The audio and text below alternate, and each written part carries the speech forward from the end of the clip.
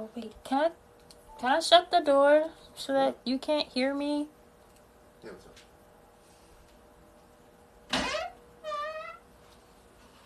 Yes. Hey guys. No.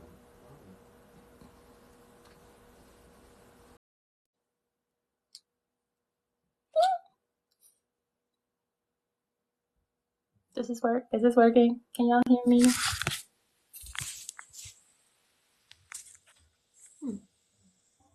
Can you hear me? I can hear you. Can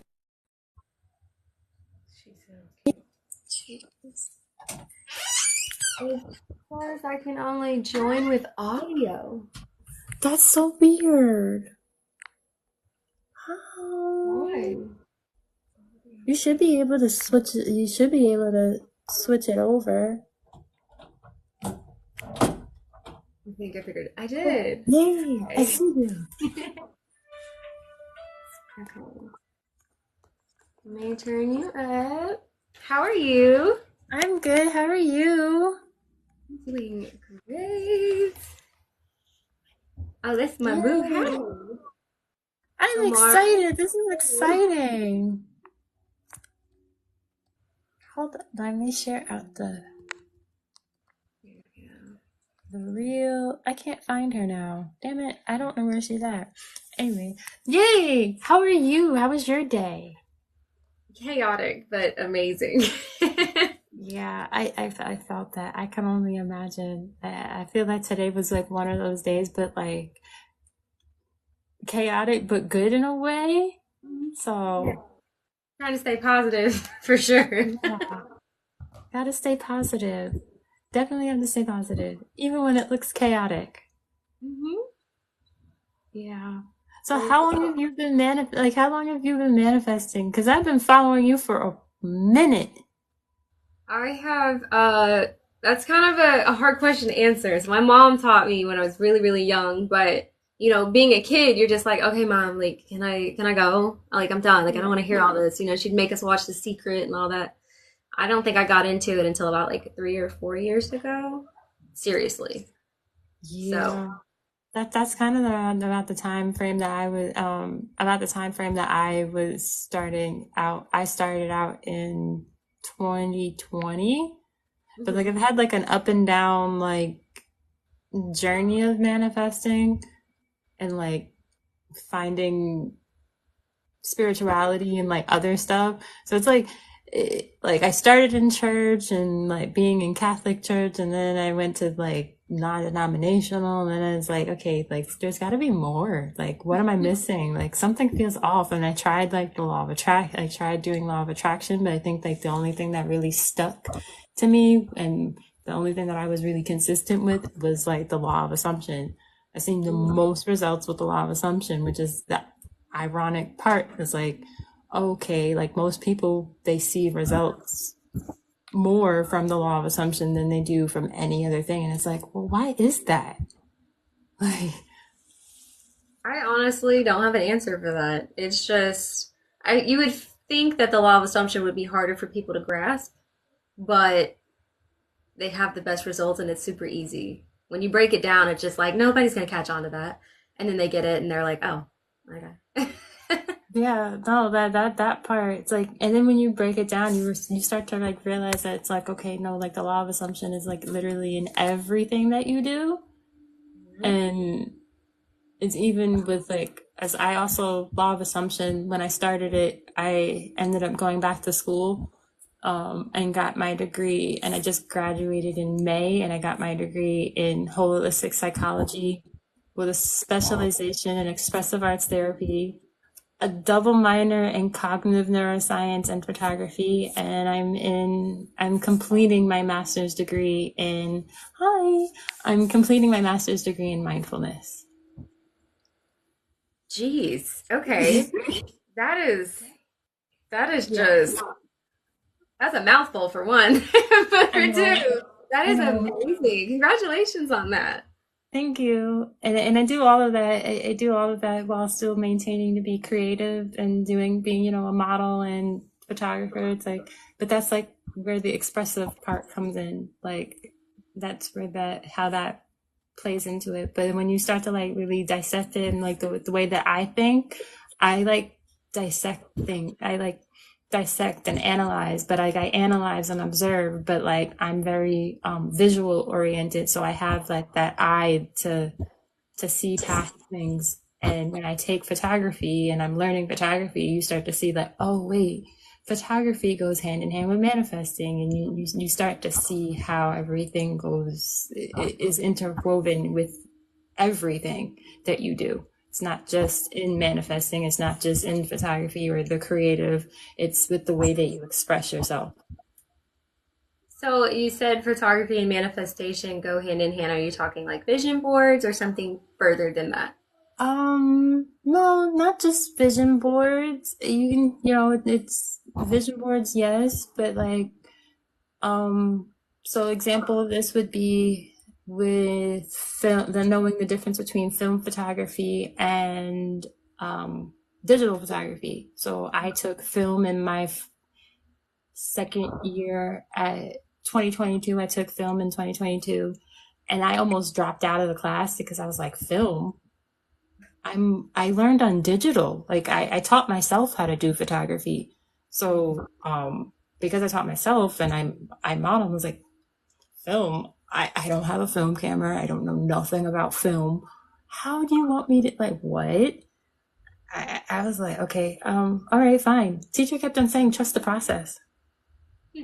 Like, woman, I barely trust the process in my own life, and you want me to trust the process with this? Right. Okay. But then when you take it a step further, and it's like, okay, you're in a dark room. Mm-hmm. You can't see the finished product Oh. until after, and you have to have patience. Mm-hmm. So that's That's where the manifestation comes in, and you can't rush it. It's oh not no, instant. or you'll ruin the whole thing.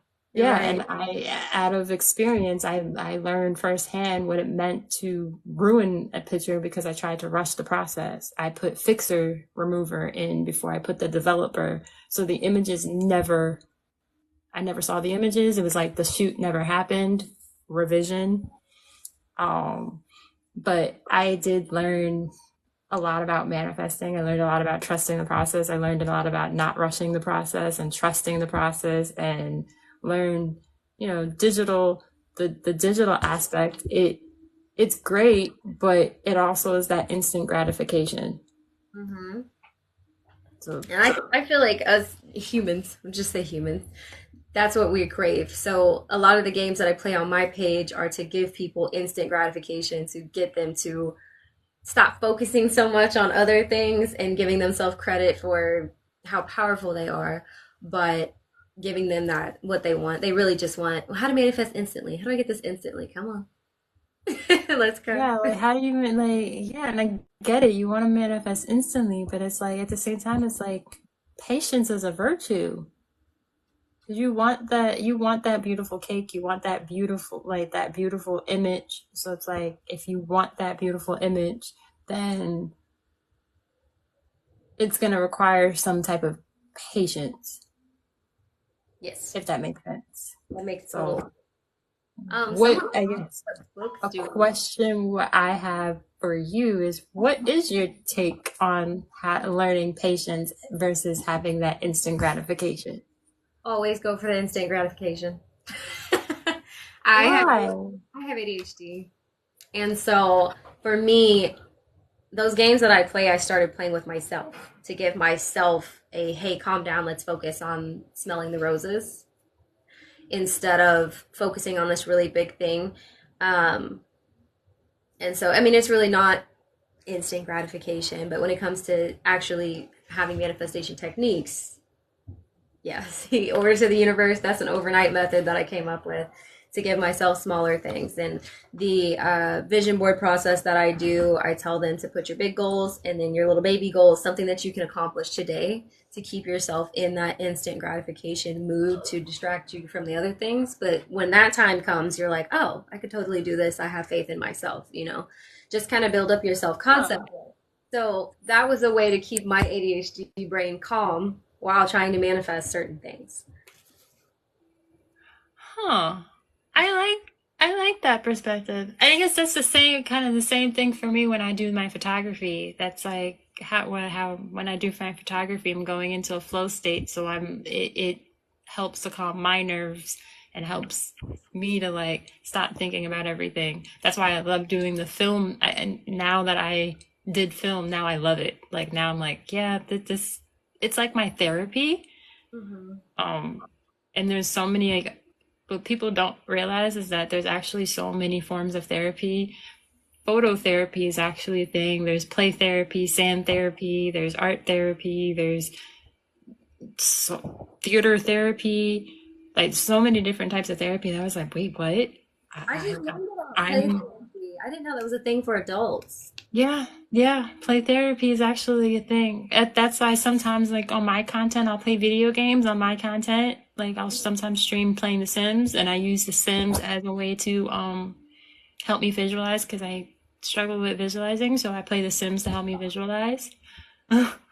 And I also sometimes, like you, I do have ADHD, so sometimes I'll read off a list of affirmations like that incorporate my big manifestations with the smaller ones, but a lot of it is like self-concept and people affirmations. Um and I'll read it on while I'm on the train because I'm on the train for like 40 minutes. So if I'm going somewhere and it takes me 40 minutes, I'll go to the city, and then when I'm on the way home, that's another 40 minutes. And because I'm like reading off the list while I'm on the train and my mind's idle, I end up manifesting a lot of what's on that list because I'm like sitting on the train and I'm like not doing anything. And it's better than me just sitting there literally on the train looking at strangers. I'm like, yeah, while I'm on the train, might as well just read off this list and Yeah, just keep my mind preoccupied. And then I end up manifesting a lot of interesting stuff from doing that. So it's that's what I tell interesting. my to find something to do like that. Usually it's writing it down because I tell people whether you're consciously aware of it. Uh-oh, did I freeze? Can you hear me? I hope not. I can hear you. Oh, okay. Whether you're consciously aware of visualization, when you're reading things, your mind is kind of playing a visual movie in the background. So I tell them to just write it down. A lot of people have success with the day in the life method, day of the life of your higher self. What do you do from the moment you open your eyes in the morning to the moment you close your eyes at night? Give visual details, all of that, and just read over it at night right before bed. And it works wonders. That's actually how I manifested my husband in 2 weeks. Okay, I'm gonna need you to explain. Explain. I wrote down a day in a life method. I think we've been together 3 or 4 years. I can't remember. Um, I wrote down a day in a life method of how me and my husband are. So we wake up every morning. We spend about 15 minutes just pillow talking before we wake up our kids. Or I said kid because I already had my son to previous to this marriage. And, then we go, I made sure that I touched bases with both of our businesses, how much money we made. Then we went shopping. He bought me whatever I wanted. And then we all cooked dinner together. It was so cute. I went into complete detail. And I read it before bed every single night, like a bedtime story. And I met him 2 weeks later. Damn! Wow, that's amazing. And we do everything. And it's so crazy because I tell him, I'm like, did you find my paper? Because he'll still do stuff that are on that, and I'm like, that's creepy. Did you find it? Where is it? Wow, no, that's amazing. I might have to try that. Oh, do But it. I also use ChatGPT. Hmm. I've been using ChatGPT a lot recently, and it's been helpful because you've heard of the letter method. Writing a letter to yourself or your lover. I guess it's like your lover you're writing a letter as if you're writing a letter as if your person that you're manifesting or anybody is writing it to you. And Oh, so what okay. I did was I took that method, and instead of me actually physically writing it, I asked ChatGPT to write it. I get it because And the way that I asked her to write it, I asked her to write it where it was I call her because her name is Diva. um, No, that is what I was thinking. so I had her evoke a feeling. So I have her writing it with deep feelings and deep descriptions to where it's evoking a feeling in me. And she's written me four of them, and I tell you, it feels when I'm reading it, it feels like my person is really writing it to me, and it really does feel that I feel that feeling. I'm just like, I well, love that. damn, ChatGPT, like, damn.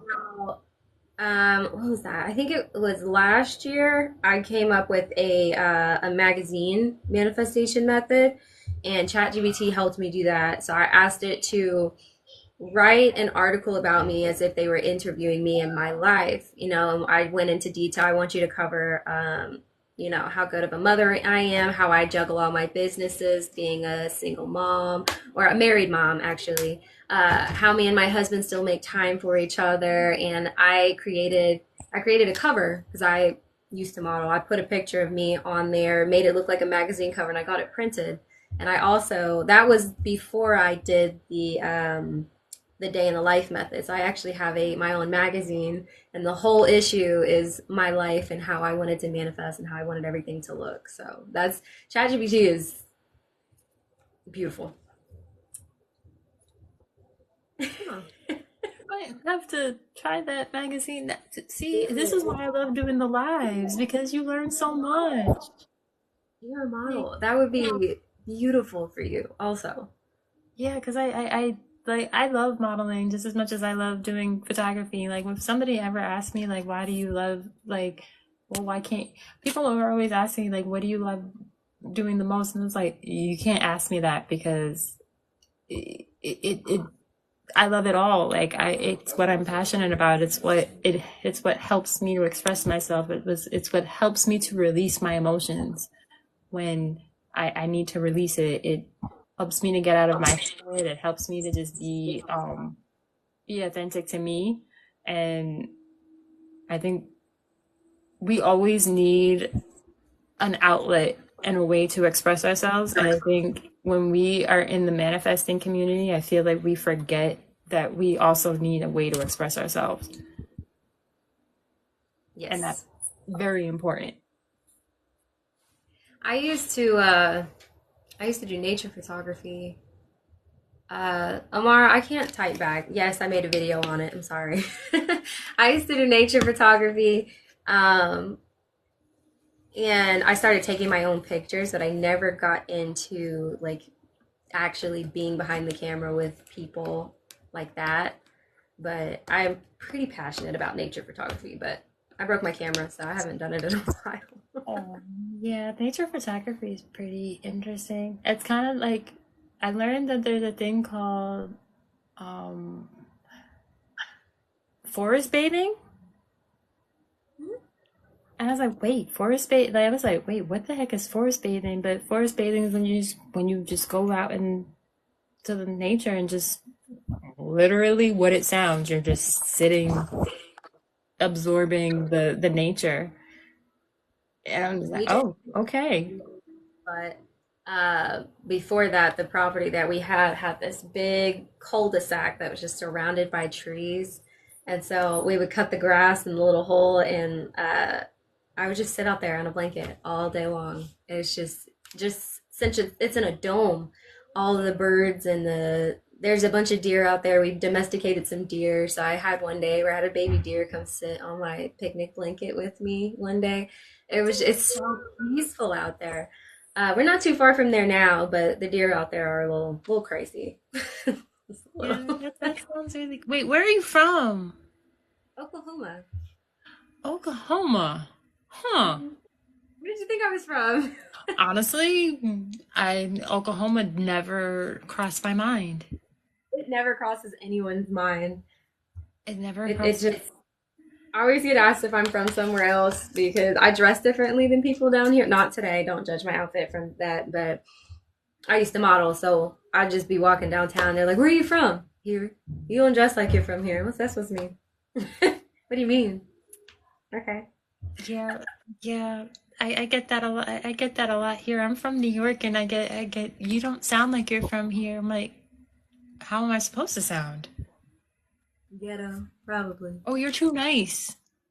Oh, okay. That is true. That I get that part. But are you like you born there? I was born in Jersey and raised in New York. Okay, So okay. yeah, people like most people are just like, yeah, you are too sweet and too much of a sweetheart for you to be actually from New York. I'm like that. I'm glad that you think that, but don't get on my bad side Right, right. because I'm also a Pisces, and we had there's two fish. When's your birthday? Wait, what? I'm a Pisces too. When's your birthday? March 18th? Mine's March 9th. I just keep attracting the Pisces. See, I love this. I love this. I love it. See you. So you get it. You get it. You get the two fish. Yeah, I'm a sweetheart, but if somebody pisses me off, then that's a whole other ball game. I'm not afraid to put you in your place. But I've learned through the art of mindfulness. I have learned the art of shutting the hell up and silence. Okay, I've learned that the hard way. Me off right now. I have healed everything else, but there's that one creature that gets under my skin, and everybody else, I'm just like, you're not worth it. You're not, and that person's not worth it. But it's just something. It just, you Yeah, know. yeah. Because I've learned like it, and it hasn't been like something. It hasn't always been like that, but I have learned. I've learned also learned that there's a class that I took. It was called mindful communication, Hmm. and mindful communication. Like, okay, you can do all the self concept work that you want, but how about we go a step further and actually learn how to communicate with people? And when I took the mindful communication class, it yeah, it really forced me to like really look at how I'm responding to people. Hmm. Like it forces you to like pause, listen, like actually hear the person. And if you don't, and be okay with if you don't have anything to say, be okay with it. Sit Hmm. with it. Not everything warrants a response, and not everybody that reacts to you, not everything needs a normal response. Like pay attention to how something that somebody is saying, um how it makes you feel. Like, okay, how is this making me feel? Like, does pay attention to where it shows up in your body. Like, is it giving me a reaction? Am I about to respond to it? Am I reacting? Like, do I have to, like, am I biting my tongue? Like paying attention to these things and being aware of these things helps you to become more aware so that you know how to properly communicate with people, especially when you're dealing with SPs. With the Amara, I don't read it when I wake up. I read it right before bed. Yeah. Yeah, I don't read it when I wake up because I expect my day to go that way when I wake up. So it's kind of in the Mm. back of my head. And I've noticed that if you write your day down like that, the universe is more open to I tell everybody to write the day in the life method down. One for you and one for the universe. One, I want you to write it down in so much detail where you're like, okay, I got up, I made a certain flavor of tea in that morning. I need you to drink that tea in the morning because what happens is the universe is kind of like, okay, well, I know what happens next because we keep reading this over at night, you know? So if you're drinking that tea that your higher self is also drinking, it kind of closes that gap a little bit. So if you go into detail, you wake up expecting your day to go that way and you get your desires that you kind of asked for the night before, if that makes sense. No, that makes sense. I'm kind of curious to know how this would turn out in order to the universe and day in the life. I'm kind of curious to see what ChatGPT can come up with. Oh, absolutely. You know what, Amar? I'm glad you're on here. Amara's been she's been with me forever. Like I'm curious now. Like now it makes me want to like know like what would ChatGPT come up with? So. Oh, you can't see it. My light is too bright. But anyway, I came up with a check. You know, like when people take your order at the restaurant. Oh my God. I'm I love designing a it. check right I now. love it. I love it. This is 75. that is genius. That is absolute genius. That's genius. All day today. Like that's genius. You know what's crazy is I had one of those books because I used to be a server, and I started writing him on there, and I realized that it helped. I was like, oh, maybe I should give this to y'all. She said Pebbles is my bestie in my head. We are besties. What do you mean? That's genius. No, because Pebbles, the way that you popped up on my For You page, it's not that I follow you, but it's not you don't come up on my For You page that often.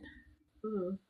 And so when I see your videos, I'm like, oh wait, because I saw your best friend, like your bestie post, like you saying the post where you were saying you wanted more friends that were into manifesting, and then I Mhm. had commented on that one initially. I was like, hey, can we be friends? And then I was like, yeah, no, I'm gonna manifest us being doing collab live. And then I Okay. forgot, I literally forgot that I was following you, and then you popped up on my For You page literally yesterday or the day before, and I was like, oh, where's she been? A lot of people have been commenting that. Pebbles, you haven't been on my FYP. Where'd you go? But I did hear that if you follow someone, they take you off the FYP to get you to go to your following page because nobody goes onto the following page. But I didn't know if that was true or not. It might actually be I true. don't think they would fire you for that anyway. I think they just more so. That they may actually be true to some degree, and I'm like, because you just recently started resurfacing on my For You page. I also feel like they did that so that like the creator fund program to like mess with you. Yeah, yeah. But it's like it's so intricate because it's like it also makes you realize that how literally everything is a manifestation. Like you really start to realize like, oh yeah, like You see me when you anybody can be your SP, anybody can be a manifestation. Like us having this conversation is a manifestation because like, I'm manifesting like going viral and being in a social media icon, and now I'm here with you on this live, and it's like, oh wait, hold up, send me like and everything too. it's So unfolding. Like I was literally just saying that earlier on my live. I was like, I feel like what I'm manifesting, I'm living, like I'm literally watching it play out. I'm literally seeing it unfolding, and I'm like, oh wait, what? And I was stressed out 2 weeks ago for what? Why was I stressed? that's what I told you earlier. I was like, closed mouths don't get fed. I'd have went live with you a year ago. Yeah, I know. I know. Close, and it's funny that you said it because I was like, I always say closed mouths don't get fed. That's perfect. I rarely say that, but I typed it out and I was like, maybe she needed to hear it. Yeah, I'm always saying closed mouths don't get fed to people. So like when you said it, I was like, how did what? Yeah, I yeah. love going live. I love talking to everybody. I just, and I'm not even like a mega celebrity, but the people that come on, they're just like, hey, like you changed my life. I can't believe I found you, or we connected, like me and you, like we agree on the same thing. Let's go live. Let's talk. I don't mind. I love it. No, I'm here for it. Like I wanted the whole point of me like doing the lives with like the whole point of me starting to do these collaborative lives was my way of getting out of my comfort zone. Hmm. And not only was it my way of getting out my comfort zone, but I wanted to show that nobody was in competition with each other, Hmm. and that it's okay to have these open-ended conversations. So that's why I started doing these lives, and it was also like my way of giving back to the community and also showing like, hey, if like there's two powerful boss manifestors, we're doing lives together, but at the same time, it's like You're learning from me, but you're also learning from the other creator as well.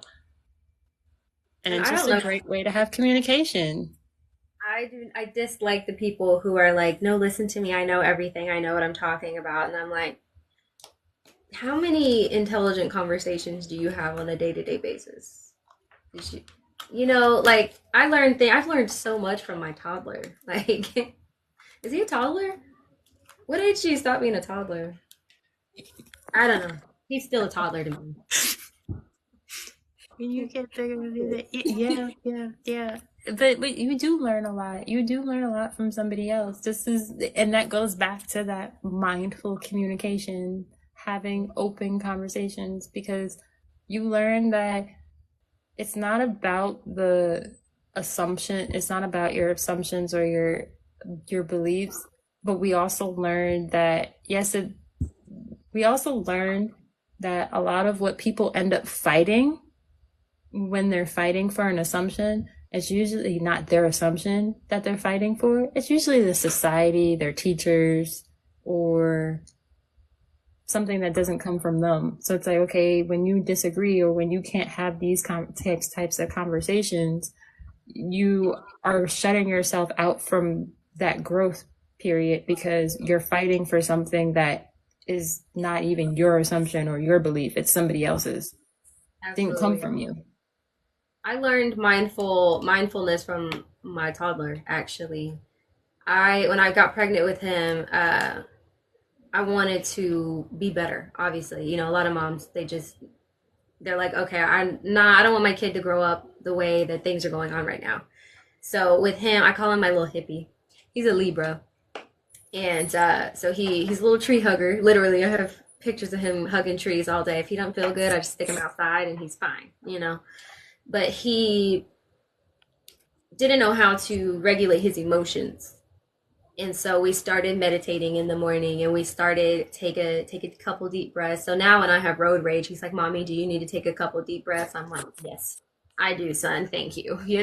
So he's actually just so in tune now and so to where he can stop and say, "Okay, Mommy, this is not I just need time for myself before I respond." And I was like, he said that one day, and I was like, I didn't teach you that, but I need to do that myself, you know? That So warms now my heart. I'm just like, okay, why am I so upset? And a lot of the things I used to get upset about with my son was because of my programming I had when I was a kid with my parents and my grandparents, but also he was doing things that I wasn't allowed to do. And so in my inner child's like, well, that's not fair. And I was like, no, like, why are you really upset? I'm upset because I didn't get to do it and he's doing it. Gotcha. So now, hi, Rose. Now I have to stop before I even respond to my toddler. And that's where that came from. Now I'm able to spread it and do it with other people. And it's just, my kid is just a That's big. so sweet.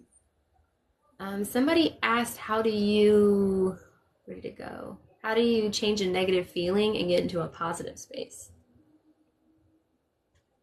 Ooh, that's a good question. How do you change a negative feeling? How do you? Ooh, I talk to myself. If it's instant and I don't have time to kind of go touch grass, or EFT tap and things like that, I'm just like, hey, we're not doing that. That's not our take a cold reality. shower. Ignore the 3D. I can't do that. Yeah, I take a cold shower, and but recently somebody made a comment on my post, one of my posts the other day, and was like, "How do you stop yourself from overthinking and worrying?" And so recently, I was over my mom's house, and my nephew was there, another fellow Pisces. Um, he turns one in March on the 3rd, and I was hanging out with him and being around him.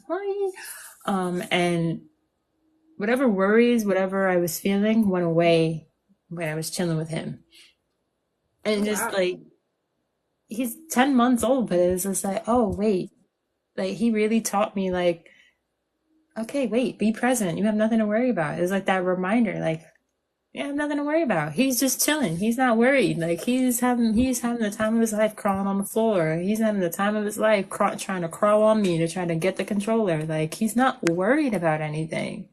And when you just That's see like that, manifestors because they don't have the world that just in the back of their head that just yeah, you they know. they don't. And so it's just like he just being around him, just like it warmed my heart. It just made me feel just relaxed and just chilling, just watching him laugh and watching him want to be all up under me. And it's just like, oh, this warms my heart. Like giving him a bath. Like it was like, okay, yeah, I guess you're preparing me to be a mom because he's my youngest brother's baby, Hmm. first baby, and I'm the oldest. And then my little sister just had her baby, and she's the middle child. And then there's Okay. me, who's the bougie aunt right now that doesn't have any kids. Hey, you can be the bougie aunt and have kids. That's my goal. I made my first niece rotten. All the way down to her mom has to buy her Starbucks every morning. If it's not Starbucks, it's tea. Like she's rotten. I She's will, going to Universal Japan for her birthday this year. I'm gonna be married by the end of the year. I I'm better be gonna be invited to married. I'm gonna be married at the end of the year. the with friends. I better be Like, invited to the wedding. I could see it. Hi, Rico. I could definitely. I'm definitely the bougie aunt that comes with it. Yeah, that part. Yeah, yeah, that part. Yeah, if y'all just look at her TikTok, you're like, oh, okay. That part. Okay, so back to the negative mindset things. Just changing your frequency. Find what makes you happy. It could be a piece of chocolate. Keep some chocolate with you, unless it's summer. Don't do that. Um, listen to music. Get a playlist. Cold showers. Um, EFT tapping is really good. I actually did that while I was driving today because I was just having a meltdown. So that's good on the spot also. Um, what's another one? You really just have to figure out what changes your frequency, honestly. If it's a TV show, a lot of people have like security blanket things, like a certain book, or you rewatch the same TV show, things like that. We mentioned video games. What did you say? Game therapy or play Play therapy. therapy. Uh, I mean, manifestation and spirituality is not cookie cutter. So you really just have to find what works for you. Also, movement. Okay, movement, dance movement. That Yes. also is a really good thing to For do. you. Dancing. If you want to dance around. Lux, vision, drawing is also really great. And if you want to draw, you can draw out your manifestations. I've done that before. I have done that for other people. Like I have this cousin who's a prophet, and she's like, "Hey, I need you to draw something for me." I'm like, "Okay." I drew it, and she gave it to that person, and they were like, "This is scary." I was like, "Oh, I just drew what she told me," but she can't draw, so it's funny. Yeah, because I drew out I had a homework assignment once and I had to draw out the my favorite games that I like to play. And so I put the Sims logo and then I put Barbie on it. Hmm. Drew out the Barbie logo. I have a friend, her name is Barbie. Couldn't find her number and she texted me after I drew out the Barbie. And then the Sims logo, I drew out the Sims logo and then I drew out a gaming computer with the Sims and the on the computer itself and ended up manifesting the computer 2 months later. Really? Yeah. I draw childish stuff. I've never drawn my manifestations for myself. I never even thought about it until just now. Yeah. Because I think a lot of manifesting is like, it's that curiosity, it's that childlike curiosity. I think that's why some people struggle with manifesting sometimes because they think with so much of that logic, and it's like one thing that I took from going to church is to have that childlike faith. Yes. You have to have childlike faith. Or if you can't and you have kids, have them manifest for you. Every morning when we get up, I say, Oliver, how much money does your mom have? And he says, all of it. And I'm like, yeah, that's right. I love it. That's adorable. That is adorable. Dude, look at this. This is what I draw when I get bored. That's cute though. Okay, that's cute. That really is cute. What I is used the to make thing? stickers. And so I just, when I get bored, I make stickers. I've What never is really the thought thing? to What put it. is the thing, final straw, that made you guys turn to manifestation? A crazy ex? Crazy ex abuse, Yep. homelessness, lack of funds, abuse, surviving, being in a women's shelter, all of that. Just decided to change my life around. Yep. That's literally what I got tired. I was like, there's no way I can't keep going around the same circle over and over and over again. Nope. Because at some point you start to realize when the same pattern keeps repeating itself over and over, you have like, I mean, is the problem them or is the problem me? But I think what ends up happening is that most women don't want to take accountability. They don't want to look themselves in the eye and be like, yeah, so this is not me. They don't want to, they want to blame the partner. And it's like, you have to at some point It's take everywhere. some type of accountability. Always. I literally just had to. I didn't cuss, but they got cussed out yesterday. That same person I was talking about in the beginning of this video. Yeah. Dude, grow. It's 2025. I need you to grow up. I need you to go down the spiritual journey and the therapy that I went through because we're not going to get anywhere ever. Yep. That part. Yeah, we're growing. I'm not where I want to be yet, but I will be because that is the goal. Like, Oh, guys, how many people we have in here? we Anyway, have 11. I came up with a new meditation technique that I have been sharing with my close circle. Imagine that you are having dinner, or not imagine, go meditate, get into that, your meditation state, and then have lunch with your higher self. Okay. Ask her questions, whatever you want to ask her, but towards the middle of that, once you're done, say, hey, oh, by the way, I'm going to be making a withdrawal from our joint account, our joint bank account. Your higher self says, girl, we make that every 5 minutes. Did you think I was gonna care? And then you're like, no, I just wanted to bring it up out of respect. And y'all laugh about it. You go on, then you go to the bank, you get your stuff out. But you have a joint bank account with your higher self, and you're able to pull out a withdrawal or transfer it to your now bank account at any moment. Worked wonders. It's beautiful. I am that girl. Of course I am. Pebbles, like pebbles. That's genius. I thought it was fun. Actually, I was dreaming about it. I woke up and I was like, dude, that's genius. Why have I not done that yet? So yeah, That's try it. genius. Let me know how it works for everybody that's in here. That's freaking genius. Now I want to do that. Do it. Now I want to do that. And it's I mean, you don't have to do it that way, but just the thought of having a joint bank account with your higher self that's a billionaire or whatever and saying that you're going to make a withdrawal and then actually seeing yourself going to the bank and making that transfer or withdrawal into the bank that you have now, just do it.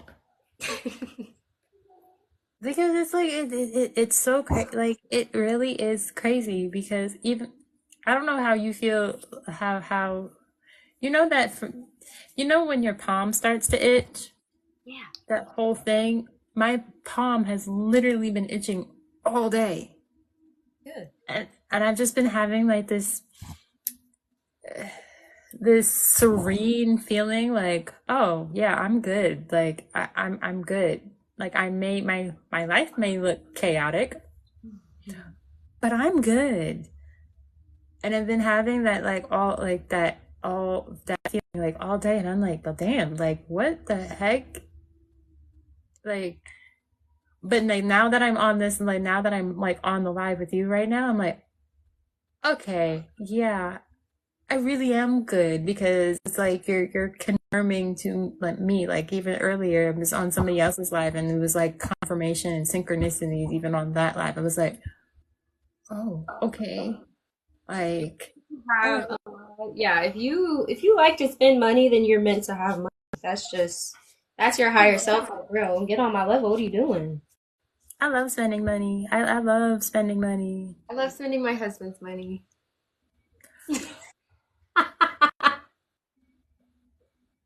I still have a problem with spending my money.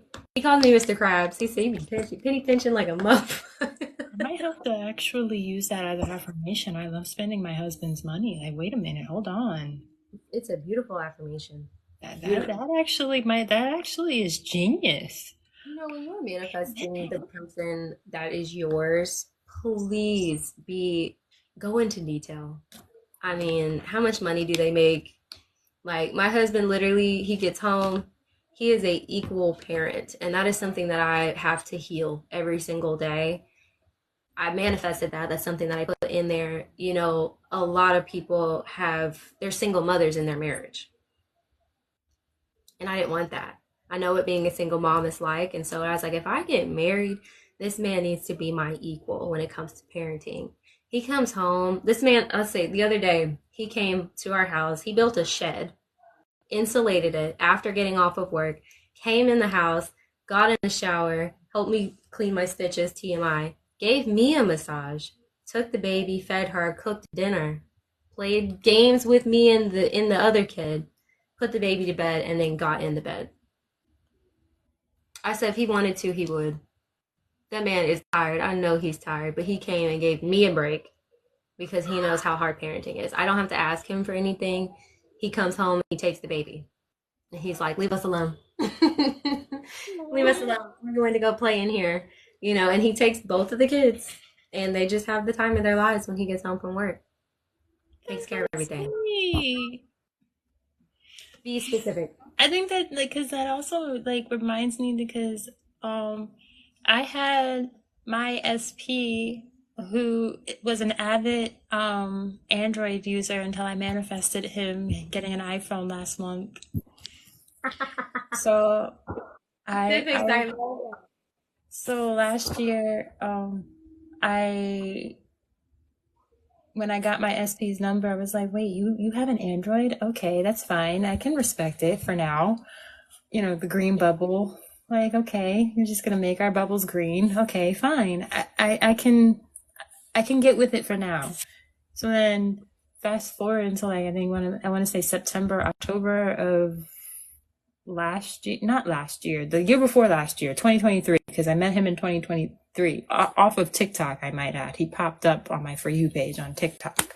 That's love besides the point. So in 2023, I'm like joking around, being like, yeah, I'm gonna like randomly just for shits and giggles. I didn't tell him that I was doing this, it. but I had was like, he's like, I'm never convert, I'm never getting switching over to iPhone. He's like, I'm never switching like iPhone. He said, and I quote, iPhone better have some really amazing features for me to switch over. And I was like, well, one of the features that you can have is that you get to FaceTime me while you're at work. And who wouldn't want to see this gorgeous face? But he was very stuck in that mindset. And I was like, you know what? Forget this. For shits and giggles, I'm just going to manifest him getting an iPhone just for shits and fucking giggles. Forget this. Didn't tell him. And I just started saying, oh, he loves his new iPhone. Occasionally, I would be like, he loves his new iPhone. So then I took it a step further and I had listened to this affirmation tape that I had made that had a bunch of affirmations in it. And predominantly it had self-concept, but it had a lot of random affirmations. I was listening to it for a little over a year, and then I stopped listening to it and just switched. So then he had So then 2 weeks before he got the iPhone, I was joking around with my best friend in the Apple store, and I was like, it would be funny if he got an iPhone so he could FaceTime me. And he randomly got an iPhone out of nowhere. Look at you. Powerful. I was like, damn. And I wasn't expecting it. It wasn't like I was expecting it. It wasn't like I was like, but damn. And I would love, I could share it. I could talk about the iPhone on here, but I would love to share it with the screenshots because I got the screenshots of the affirmations and when he said he didn't do it. But I gotta wait because I'm still in the unfolding of my manifestation with him. So I gotta wait to post that success story, but talking about it does help. But it showed me that if I can get him, if I can get this man to get an iPhone, I can. I'm gonna get the ring too. It's next. No ifs or buts. Amara, yeah, you bring up old stuff. I remember when you said he made you get food or something. Yeah, see, I meant be careful what you wish for, guys. And I tell y'all my funny little stories on TikTok. Be specific with manifesting because I manifested that that man would love my son like he was his own, and he tells everybody he's in the delivery room. You can't tell him otherwise. But he literally, I asked him. He said, "You gonna meet me for lunch?" I said, "Yeah." So I had our son with me, and we of course got what the baby wanted to eat. Baby said, "I want to eat at the park. I don't want to eat in here." He said, "Okay." He told me to grab the food and meet them at the park. My son just left me, hopped in the car with my husband. I said, what am I, DoorDash? What's wrong with y'all? He was like, my son want to eat at the park. Don't be asking questions. Just meet us at the park. I said, you know what? Fine. Okay. So I meet him at the park and he said, oh, just so you know, I got to go back to work. But I told him you didn't have nothing to do. He could stay here an extra hour. I said, what am I, the nanny now? Y'all are so mean to me. With the two of them, they just hold hands and just third wheel me. It's so bad. But he loves him so much. And I was like, that's what I asked for. You know, be careful what you wish for because they just leave my ass behind on a daily basis. That's adorable. That is so adorable. I love that for you. Can you manifest a specific person in your life, or you shouldn't do that? Listen, I am so far in my self-concept journey that I believe no one has free will in my world. So if you want somebody, get them. Even if it's a celebrity. I have a client who was trying to get a celebrity. I can't remember who it was, but it wasn't even about the manifesting. It was about us connecting. My mom is famous. She knows everybody. I text her. I say, hey, do you know so-and-so? And she was like, yeah. Do you remember this person? We just had lunch with him. They're best friends. I was like, cool. Here you go. It was just, all she had to do was connect to me. If you want a celebrity, they're just normal people. You know what I mean? Literally. Like, if you want someone, get them. Now, I will say, if you are manifesting a celebrity, you have a million other people's energy fighting against you. So you may have to work a little bit harder, but it's not impossible. It's not. I'm like the queen of being able to manifest celebrities. I'm the queen of it. For that. So when I was growing up, she was a celebrity bartender. And so I've been around tons of people. And so when everybody's like, oh my God, it's so-and-so, I'm like, what's up? Hey, you know, I met you when I was 7. You know what I mean? What do you want? You need this? Bottle? Hey. Sorry, they're watching my baby. But yeah, so they are regular people. If you treat them like regular people in your head, they'll just flow to you. Also, tip, if you are stalking this person, you didn't hear this from me, go to their Instagram and find their regular best friend that's not famous and doesn't have a lot of followers and get close with them. And then you'll be in their inner circle on accident.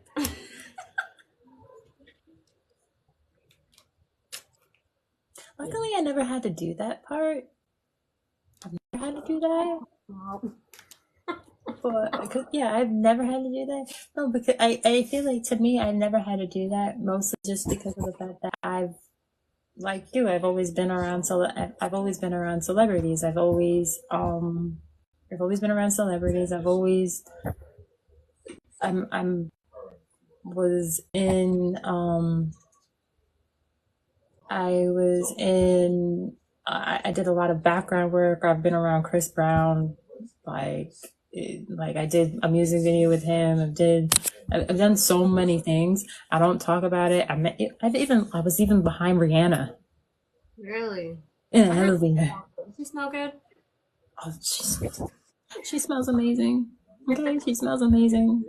So like I've I've had um I've been around so many different people that is manifesting celebrities is just like literally meant it's like easy peasy to me. Like I just like, oh yeah, that's as easy as breathing air.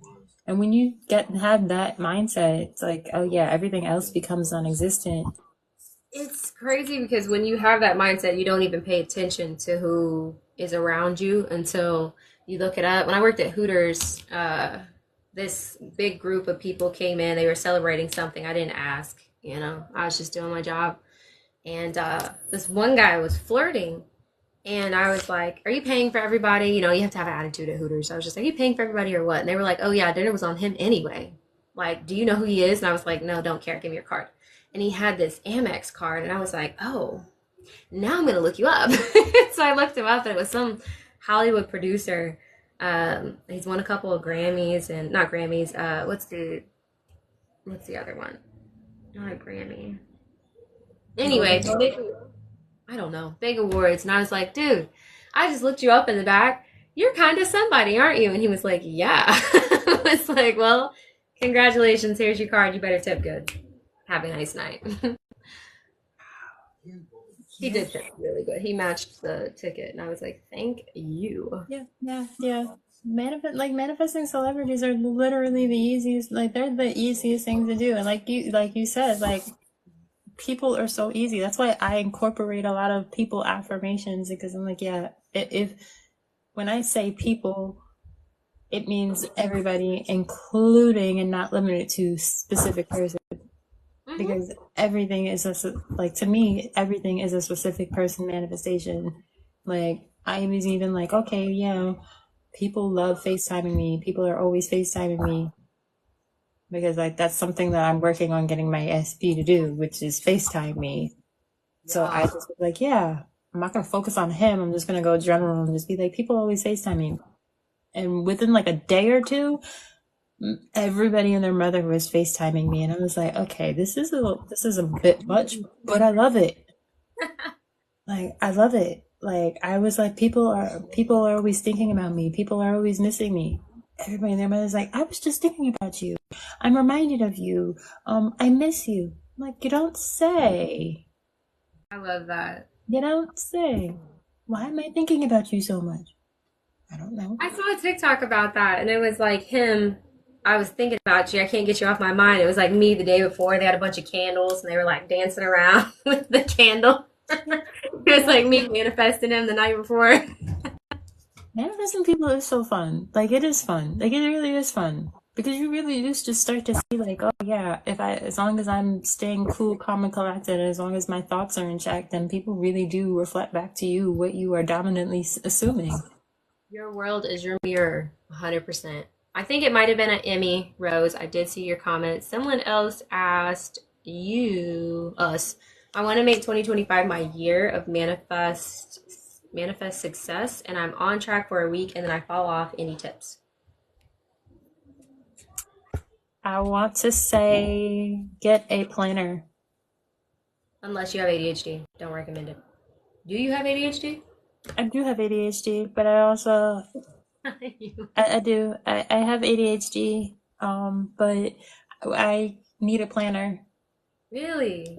I need a planner because if it's not written down in color code and stickers, it don't get done. Really? So I need I need to physically see it. That's just like how my brain is. Otherwise, it literally does not get done. I also want to say, stay consistent with listening to your affirmations or subliminals, because that's if you're consistent with one thing, listening to your affirmation tapes or your subliminals is gonna be how you stay consistent If because I that's can't stop listening to it. try everything and then stick to it 100%. 100%. But if you struggle to do that, a lot of the times we bite off more than we can chew, and then we get really down on ourselves and we kind of spiral backwards. Instead of doing that, start off small. So I have a lot of people who, they say, well, I wrote down that I need to manifest, I need to say my affirmations, but they're doing it in two ways. The first way is I'm setting an alarm to say my affirmations every day at 2 o'clock.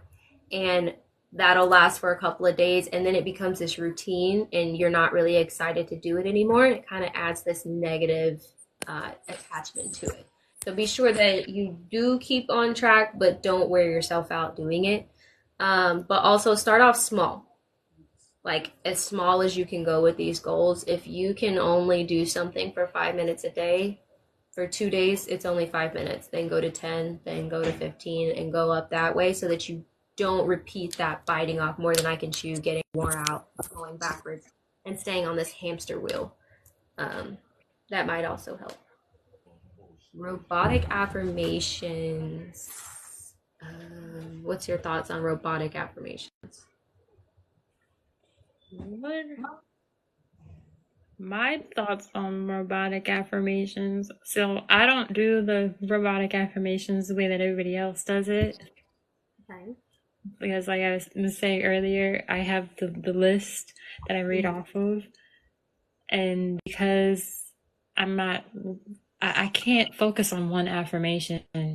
Like it drives, I've tried it. It drives me insane. I'm like, But when I have the list of a bunch of affirmations, I'm not, it then leaves that room of, oh, wait, I'm not looking for this one thing. Because I feel like when you're trying to sit there and you're trying to focus on just like one affirmation or 3 affirmations, you're looking for evidence of that.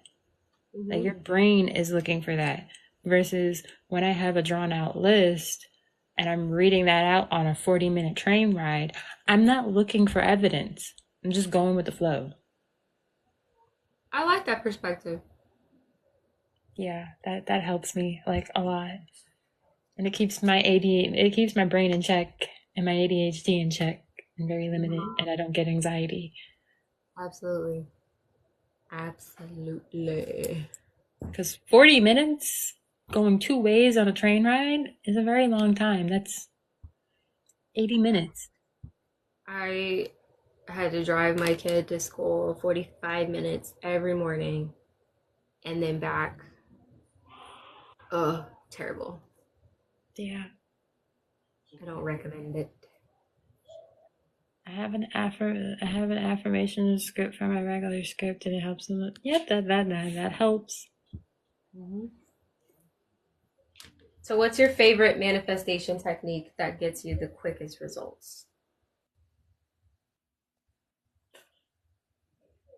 I want to say it's the reading. Oh, damn.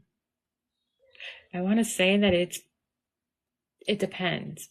Sometimes it's playing The Sims, reading off the list of affirmations, or listening to the affirmations. Yeah. But it really just depends. But most of the time, I think I've gotten to this point where I can literally just think about something and then it happens. What about you? Stuff like that, though. Cats to be careful. Me, probably just thinking it, but technique wise, probably my overnight order to the universe method works for me the quickest. But depending on what it is, like today, or not today, yesterday, I got a new house, and my husband put the house key on my car keys, and I would go outside because it's like 20 degrees outside. My husband, I would have to start the car, warm it up for the baby, and then cut the car off and lock the house, come back, Instead of being difficult, I was like, dude, I need one of those clips. And I called my mom yesterday, and she was like, "Hey, come to your grandmother's house. She bought some stuff." And I was like, "Okay." And she gave me this keychain with this hook on it, and I was like, "Dude, I literally just said that this morning." So I put the house key on this. I can unclip it, and leave the car running for the baby. And then I was like, "This is why push to start was invented." But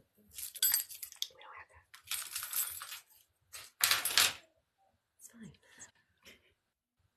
fine. No, but that's my husband. Did you just say he went to warm up the car?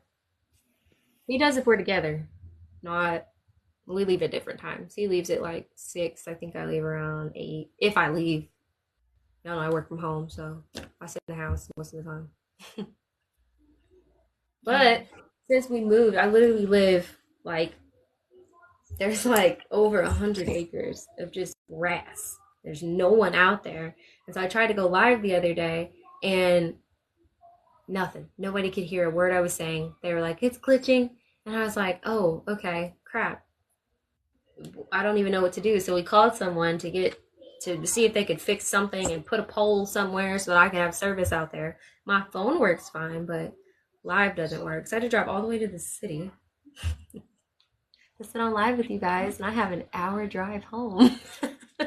Mm, But it's okay. I like the drive. I get to listen to music, and like you said, affirmations, all of that. It's just I needed it. I've been going through it.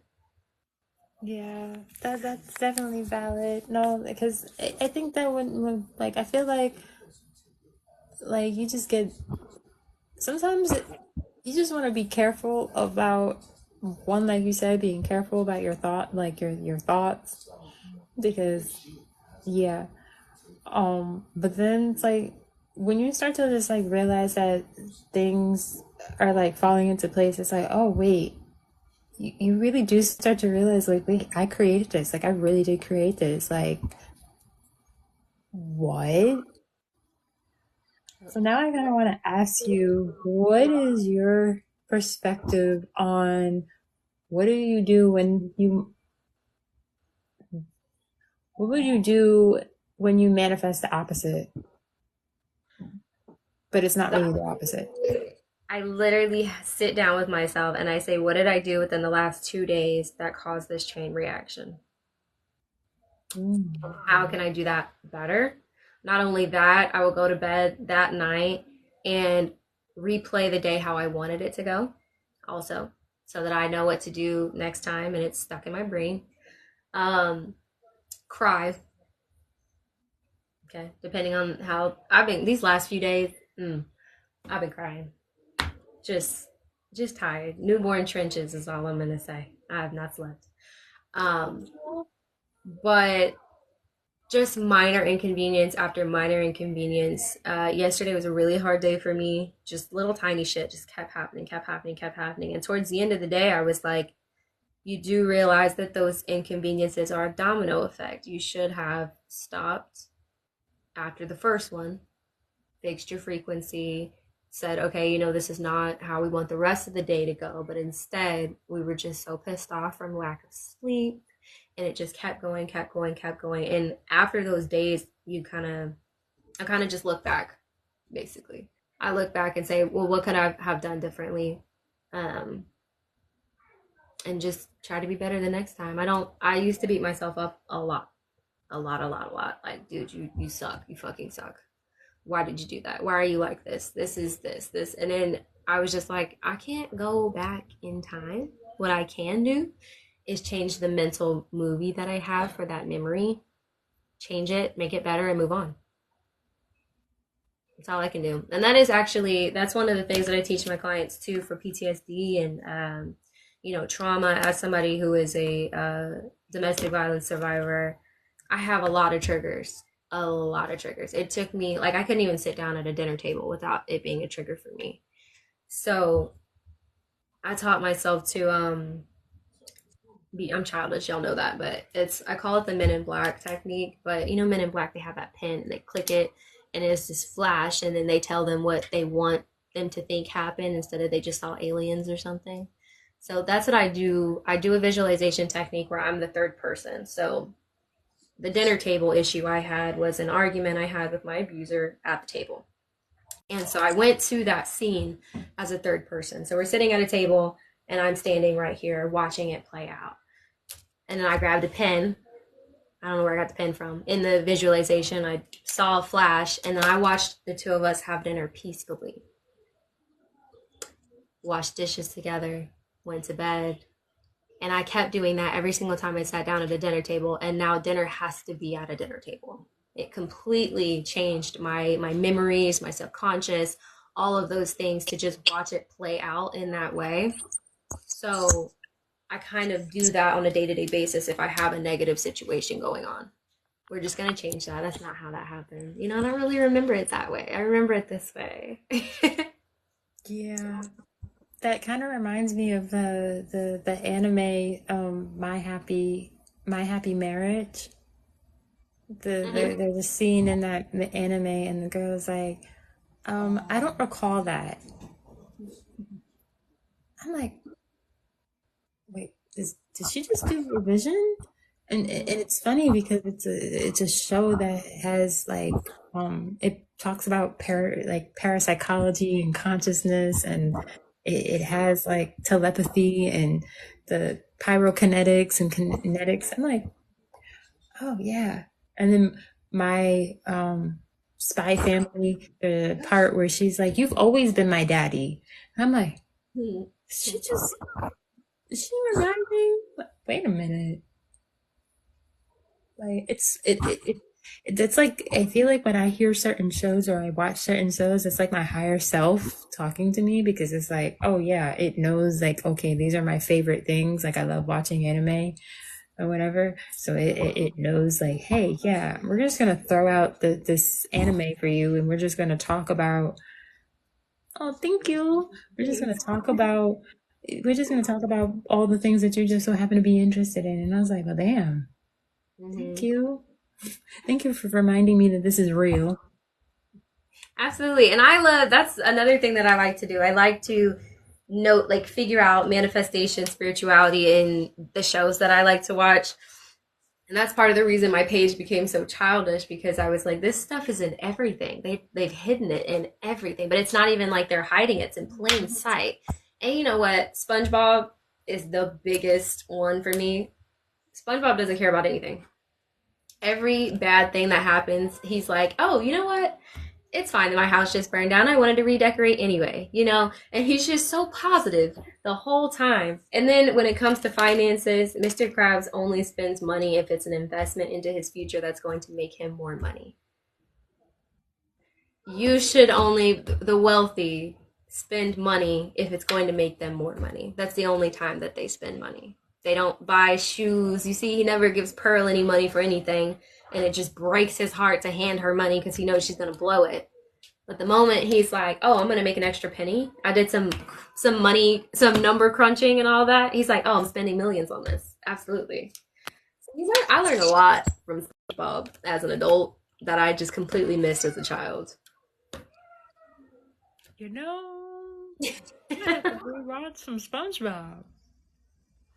I might have to rewatch. Yes, even Squidward. She said he is always so negative, and it keeps on manifesting into his life. Absolutely. There's an episode where he says something to SpongeBob, and he's riding his bike, and SpongeBob said something like, "Hey Squidward," and he goes, "Don't say anything. Remember your karma." And he still fell down the hill. I was like, "See, see, you didn't say it, but you thought it, and you still fell down the hill. Y'all got to be careful." That part. Gotta be careful. You gotta be careful. You That's why gotta he be can't careful. play the damn clarinet. You know what? That, but it's true. It's true though. It's so true. It's in everything. I actually It's just taught the manifesting physical changes with the healing incantation song from the movie Tangled. She sings to this flower, and there's this big puff of smoke that turns her back beautiful and young. And I'm like, I sing that in the shower. It helps me lose weight, helps clear up my skin. It's good for washing away the negativity for the day. Just imagine the water is a puff of golden smoke and just washing everything down the drain, and you It's great.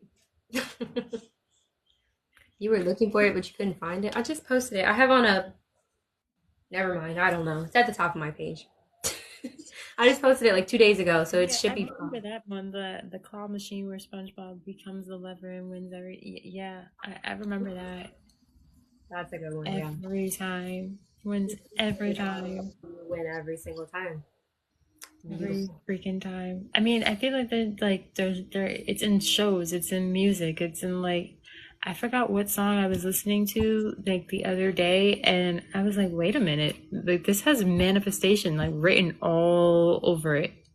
I forgot which song I forgot which song it was. I think it was because now I can't hear it. Like there's just certain songs. Oh, Billionaire. By who? Travis McCoy and Bruno Mars. Oh, yeah, yeah, yeah. I want to be a billionaire so freaking bad. I'm like, listen to that. I'm like, I forgot about this. But then it's Absolutely. like, And they blew up right after that too. I'm like, I'm listening to like all this music that I used to listen to as a kid, and I'm like listening, and I'm like, this is like, they don't make music like this no more. And it's so crazy because I on YouTube, you could just save music and it just, or like music and it adds it to like a liked playlist. I can go through that playlist and tell you exactly where I was at in my life because I could tell. Like when I was really depressed, I would listen to Melanie Martinez. Super, super friggin' depressed, just in my feelings, just super sad. And then if I'm happy, it's like Queen Herbie and it just goes back up to just certain stuff. Um, Maybe, Omar, I was supposed to post the video with the sound on there. I'll do it tomorrow. Yeah, money on my mind. A lot of people, I started making posts because a lot of people are like, "Oh, Pebbles, you probably just listen to all manifestation songs and healing frequencies." And I was like, "No." So I posted a video of me rapping Lotto, and everybody was like, "Oh, yes." I'm like, "No, I'm not woo woo like that. Like every song is manifestation.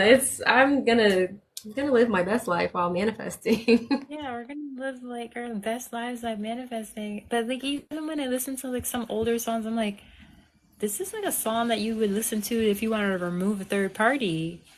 Like, oh yeah, he's the only like he only wants to be with me. Like this is totally a song for removing the third party, but Dude, that's my sister.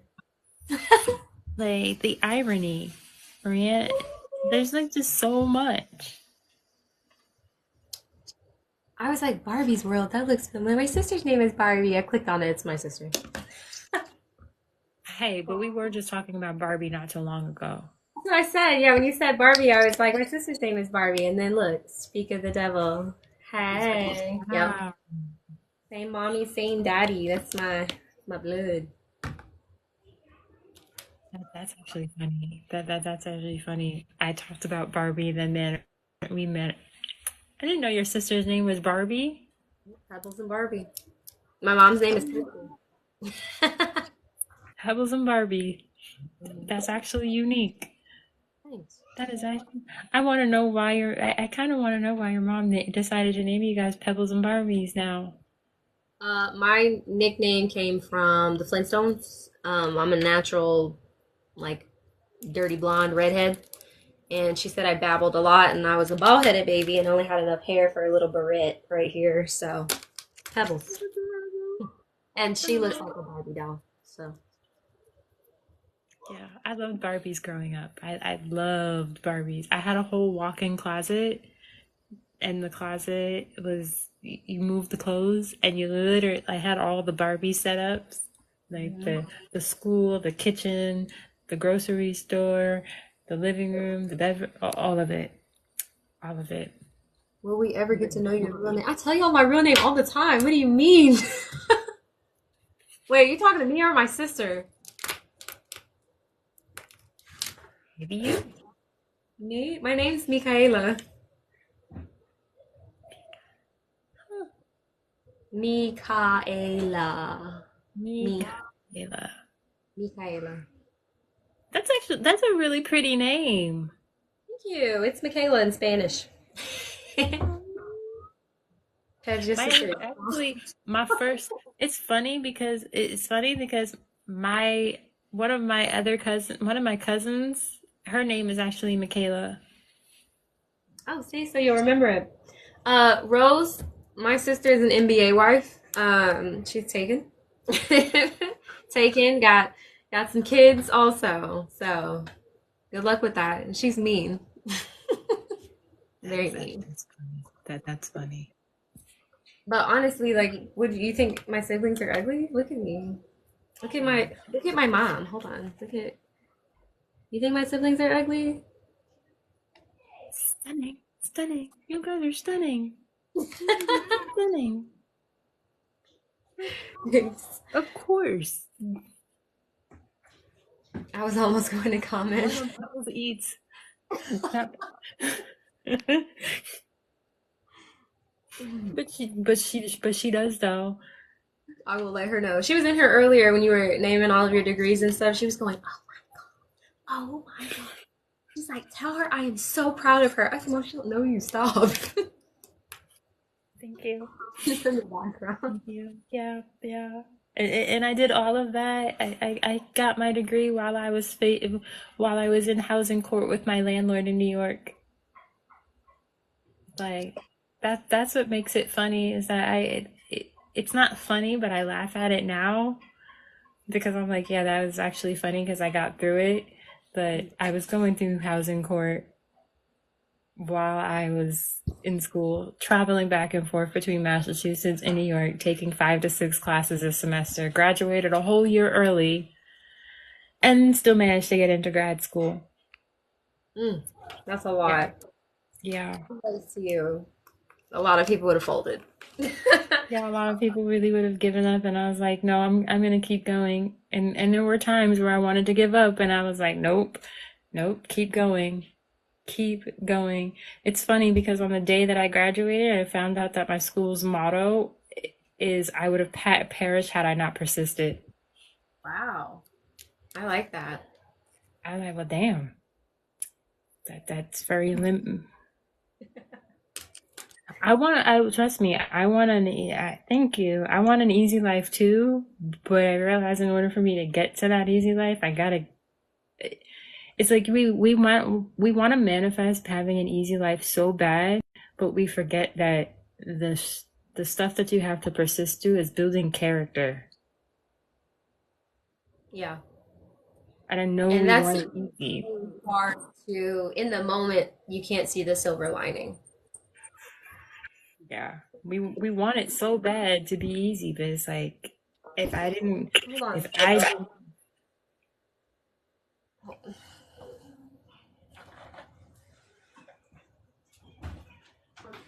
Can you call my husband and tell him to stop calling me, please? I told him my meeting is at 7, and he keeps calling. Thank you. I can't hear y'all. My husband's calling me back to back. I don't know what's going on. So sorry. I told my mom, I was like, can you call my husband and tell him to stop calling me? Please. Thank you. Um, But okay. nevertheless, we must persist no matter what. I've already been through so much, how much more I got enough character. Facts. I feel that. Facts. I feel that. I feel that. Okay, I feel that. I feel that.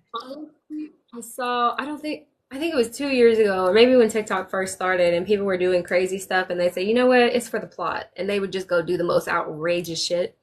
That is what I started saying, you know what, it's for the plot. And I just move on. It's for the plot. Something amazing is going to come out of this. And that's all I try to focus on because if I don't, I'm going to go crazy. You were You right, warned. what Rose, you happened? were What happened? warned. Why didn't you listen? You were warned. I told you, I wasn't kidding. It's not like some sibling thing. Like she's really mean. I just watched her TikTok. But you were warned, though.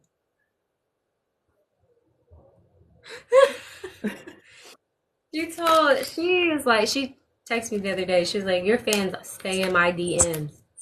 Like, tell them to leave me alone. She said, I got blocked the other day because somebody was like, oh my God, are you Pebble's sister? Do y'all do the same thing? Y'all should do this. And how did you get to where you're at? I saw you got a G class and blah, blah, blah, blah. And she was like, I got it by doing extracurricular activities. And they were like, she said, now leave me alone. I said, will y'all leave her alone, please? Like, she's mean. Very mean. Um, She just wants to live her merry that best life. right. But I mean, her husband's famous. Her sister's semi-famous. She's famous. I don't know why she's acting like that. My mom's famous. Uh, she just, I don't know. She don't like to be bothered. And I'm clearly famous too because I'm on this live. Period. Like I'm very much famous. I'm I feel like I don't. I was just having this conversation with my friend. I was just having the conversation with him, and he was like, "Yeah, you have imposter syndrome." Oh, Because he's like, "You're really smart, but he's like, you're really intelligent, but you're also really pretty, but you don't use neither one of those things." And I was like, "Damn, you know what? You might actually be right. You might actually be right." So I say this all to say, use your brain listen, because you can avoid a lot of problems. baby's room. I couldn't find it. I was just trying to. Sorry, my mom's in here. Hi, Mom. Oh, she's gone. Sorry. Oh, damn. Tell me what my husband wanted. He's fine. You found out your cat has epilepsy. That's not funny. I'm sorry. She doesn't have epilepsy. Okay, she doesn't have epilepsy. She's healthy. How did you find out that your cat had epilepsy? That is random. That is random. Mara. Oh, Oh my god! How are you gonna tell me to laugh and tell me she had a seizure? You're terrible. That's not funny. I actually found out that dogs and cats can have everything that humans have. I paid like Yep. $5,000 for my dog to live after it got hit by a car, and they were like, "Oh, while we've got you in here, your dog needs braces." I said, "I think he'll be fine with crooked teeth. I'm not paying for Dogs. dog braces." Wait, dogs can get braces? Yeah, I knew they could have asthma. I knew about the asthma, the anxiety, and the seizures, but Glasses, braces? glasses, and braces. No, not doing it. Wait. I Then you said, add on the glasses part. I said, he better be lucky I paid this doctor bill for him to get bolts in his kneecap. I'm not giving him braces. That's ridiculous. It's not Braces? effective. Glasses? Can we just do latex surgery? I don't know. They probably wanted an arm and a leg for that, though. Do dogs keep on glasses, though? I feel like that would be hard to keep on their heads. No, they don't. No, a dog. Like, no, because now I have to Google this. Wait a minute, I have to Google this. Dogs, dog, dogs with glasses and braces.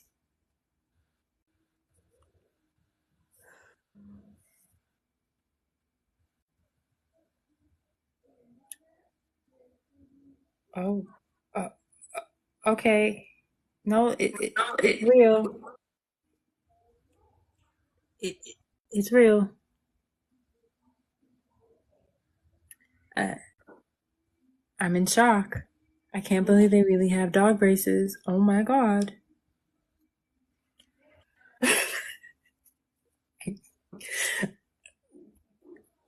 I just Can a dog get contact? Could you imagine trying to get put a contact in No, nope, nope. in a Just dog's get just give them latex surgery at that point. Or just affirm that they have perfect eyesight because I'm not paying for glasses and I'm not paying for braces. I'm not doing it. Because you know Like it's going to be more than human glasses. How do dogs like even sit still long enough for you to even like get their eyes checked? I just don't. I feel like that's just like a way to get like money out of people because the dog can't tell you, yeah, that's better. That A looks more clear than the other one. So how do you know that my dog needs glasses? You're lying. that part. Like You're lying. I'm trying to process that and it's like that doesn't even make sense. I have a friend who's in school to be a vet. I might ask her, be like, hey, I know you're in school to be a vet, so do dogs can get I know dogs can get braces, but what about glasses? Because I wear glasses. You know, they can check the roundness of your eye, and that tells them that you need glasses. You have astigmatism and all of that. But you literally have to say this letter, this looks better, which lens looks clear, more clear, and all of that for them to get your prescription right. So when it starts walking into walls, it needs glasses. That's true. But what if you get the glasses? You spend $12,000 on glasses for your dog and it still runs into the table. Turns out it's just a clumsy dog.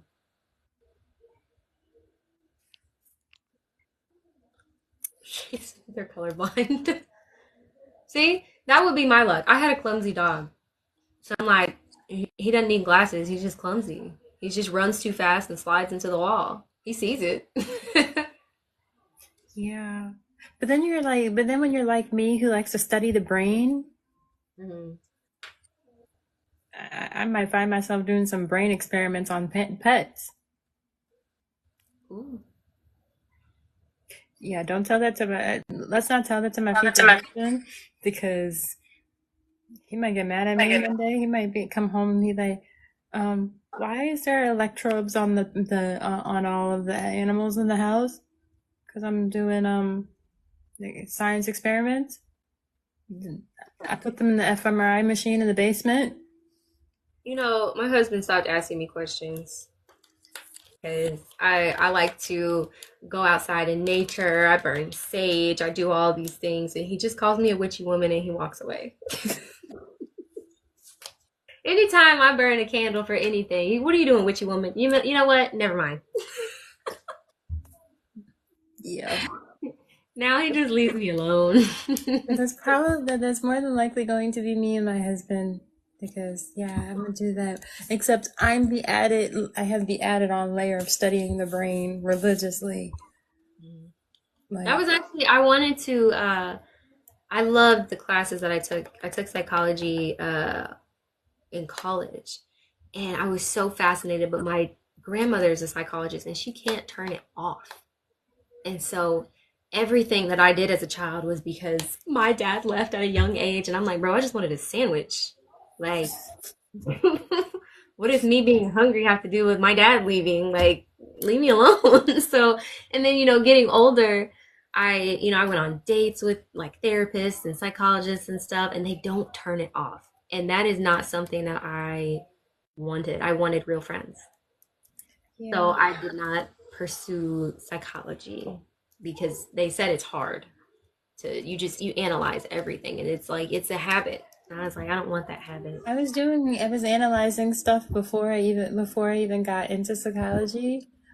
However, um, that's why I'm thankful for the degree that for the degree that I have because it's not like the traditional psychology degree that most people go into. I feel like this degree, because it's holistic psychology, I'm not focused on just analyzing one thing and analyzing you. I don't have that focus. I look at the broader spectrum of everything. I'm also like I took classes in eco psychology, which is the study of the environment and how that relates to us and consciousness. Like it goes deeper than just learning the basics of Sigmund Freud or whatever. It goes into holistic psychology, um, and it goes into that holistic psychology, and I'm learning about, different healing modalities, and learning about, I learned about witchcraft in class. I learned about herbalism in class. I learned about, there's so many different things that I learned. We talked about law of assumption in class. Hmm. So, There's different because, routes to take. And the university I went to, they didn't offer that section. It was just like, no, you're going to grow up and be a therapist. I mean, technically, with me being a mindset coach, I am like a therapist, but there's yeah, a fine line between people who want to work with me to trauma dump and the other ones who are really like, no, I'm ready to change. So sometimes I play therapist, sometimes I get to do my actual job, and it's just people don't realize there's a line, you know. yeah, there's definitely a line. I'm actually in the process of creating a framework that helps with that, that incorporates um, mindfulness with manifesting, Ho'oponopono, revision, and a meta meditation with self concept work. I'm combining everything that I learned in my undergrad for the framework of my thesis. And the thesis is going to be um, the framework is for me to create this framework so that I can create the thesis and get the research, which means I would need people that would want to go through the program, and then I would take the feedback that they get and I would put it in my thesis paper. But it's my undergrad paper that I wrote was about how I used the law of assumption and self concept and what I learned in school to help me overcome my trauma and the underlying trauma that I had. So I was like, okay, I want to kind of do a continuation of this, but the paper set me up to create a framework of what I learned in class and then different aspects. So now the framework that I'm using for a course and an ebook, and coaching, I'm gonna use that, and then that's gonna be my thesis. Beautiful. Well, So I'm here for it. Let me know when you get. I think it's in our blood because I'm a therapist at the hospital with my patients on accident. Probably, honestly. Um, on what platform is your buddy group at? It's on Discord. We're probably getting ready to switch though. My website just added a new community section that I want to try out, but there's so many people in the Discord. I don't know if they'll carry over.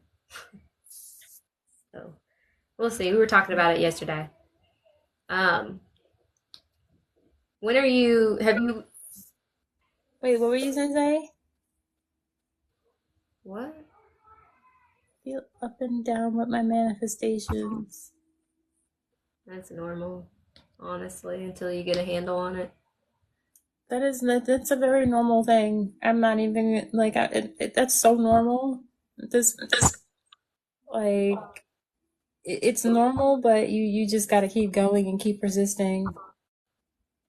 Something that might help is to actually figure out why you want your manifestation. And I meant to put a video up yesterday about this, but I don't think I did. I might have. I don't know. Um, Figure out the root reason you want your manifestation. So let's say you want a new car. Okay. Why do you want that new car? And if it's because I want to be flashy, then that's the answer. Okay. I want more people to compliment me, invite me places, ask for rides, things like that. If you start manifesting those experiences that you have now, people coming up to you saying, hey, bro, I like your car, even though you drive a piece of crap, maybe that was somebody's dream car when they were younger. My husband drives a 98 Ford pickup, but he said in high school, when he was younger, if you had money, your parents had that truck, and so when he had adult money, he bought that truck, and now it just makes him happy to drive it every single day. So that was, what's the real reason you want it? So somebody could come up to you and say, hey, I love your piece of shit. Like, that was my dream car when I was a kid. I remember that. If you start manifesting those experiences with what you have now, saying affirmations like, I'm so happy, I love when people come up and compliment me on my car, you'll keep this frequency going. And then that will kind of fulfill you until you get your new car. And that was something that we talked about earlier, is keeping that instant gratification momentum going so that you are distracted from the bigger things and your divine timing can happen in divine time. She said. What she said? Because yeah, what she said. Like Leah said, this was like a collective group coaching.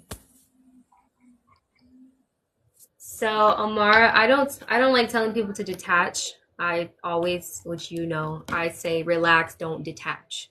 So when you attach the word detach to yourself, you argue with yourself. You're like, don't think about it. I'm not supposed to think about it. Like, and you just beat yourself up because you're constantly thinking about the things that you want instead of saying, oh yeah, you know what? Thank you for bringing that to my attention. I do love that car. I don't have to worry about it because I know that the universe is taking care of it. You're relaxing yourself, reassuring yourself that everything's been taken care of instead of detaching and arguing with yourself, putting yourself in a negative mindset because you're thinking of something that you really want, which is natural.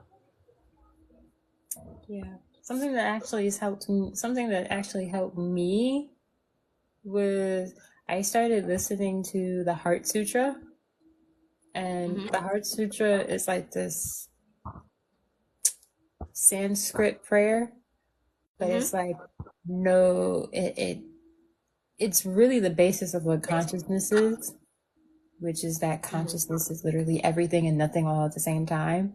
So it's like, oh, no eyes, no heart, no this, no this, and like, and when it's in another language, but then when you read it, you're like, oh, it's like it's the emptiness, but you just, it helped me to detach and it just helped me to just be okay. But then when I combined it that with revision and practicing the metta prayer and the whole Ho'oponopono, it was like I saw more results because it helped me to be. Because then when you have like the metta prayer, metta meditation, it's like, may you be well, Mm-hmm. may this person be well, may you be healthy, may you be this. But then you're going that step further and you're extending it to other people, because what do you do to somebody else, you're also doing to yourself. So if you kick a cat, you're really doing it to you too. Yeah. Your reality is a mirror of your subconscious, 100%. So you gotta, this is where that going that extra mile of that mindfulness, it goes hand in hand with manifesting. And I can admit, when some of the things that I was learning while taking some of these mindfulness classes, I was triggered because I was like, no, wait a minute, like, you're telling me I have to detach from the desire, you're telling me this. And I was like, this is not what the law of assumption teaches, this is not what. And I was like, oh, but this is good because I'm learning how to detach. I'm learning how to just be. I'm learning how to just be the consciousness and not just the person that wants something, that has these desires. So that it's teaching me that flow and how to go with the flow and being more mindful, being more open, being more receptive, being more responding and less reactive and Mm-hmm. less triggered. Absolutely. When you guys meditate, do you sit down or lay down? Just Neither. I just actually practice a lot of walking meditation. yeah, I was gonna say it's more of a meditative state is more like it's a mindset thing. You can be walking, you could dissociate. Honestly, I feel like that's that's being meditating sometimes because I'm like zoned into when I'm manifesting or like visualizing something. Um, when I lay down though, I used to struggle with what is that called? What is that Paralysis. outer body experiences? What is that called? It's lucid dreaming. Lucid dreaming. I don't like that. And so I try not to meditate laying down because that happens. And I get into that weird paralysis state and I don't like that. So I try to either sit down or, yeah, in the shower. I do most of my meditations in the shower too. You can also meditate standing up. I Hmm. learned that I could do that during my silent retreat that I did during the summer. I learned that you can meditate standing up. And I was like, oh, okay. That clearing I was talking about last year. Like that's a very interesting thing that I didn't know. But it's like you also like people tend to think that oh meditation is just this one thing. Like we think that oh it's done sitting down in with Like our if you're hands like this or laying down like that these are things that preconceived notions that I had before even taking the mindfulness class. I was like, wait, I thought it was this way. I thought it was this, but then it opens your mind up to realizing like, oh, there's so many more ways that you can do this. Okay, it's not just this one way. I tell my clients all the time, you need to, when you start out on your spiritual journey, you will be better off getting rid of everything that you know and starting with a clean slate. I said you will be so much more open minded and receptive to new ideas if you just, all right, I'm done. That was what my mom's beliefs, my grandmother's beliefs, all of that. I want to find out for myself. I want to make my own beliefs. I want to do all of these things. Give yourself a clean slate and then go do research and it'll just be better. Yeah, yeah. You gotta do give yourself that clean slate and then go do research. Don't be if you want to go back to school. I decided to go back to school and go the extra mile. So when you see my content, you see the research. I will give you. I'm a firm believer of. I will give you the page number. I'll give you I'll give you the page number. I'll give you the book. I'll give you the scholarly article. Like I've had people in my comment section of my telepathy video where people were like, telepathy's not real. I literally showed them scholarly articles that prove that telepathy was real.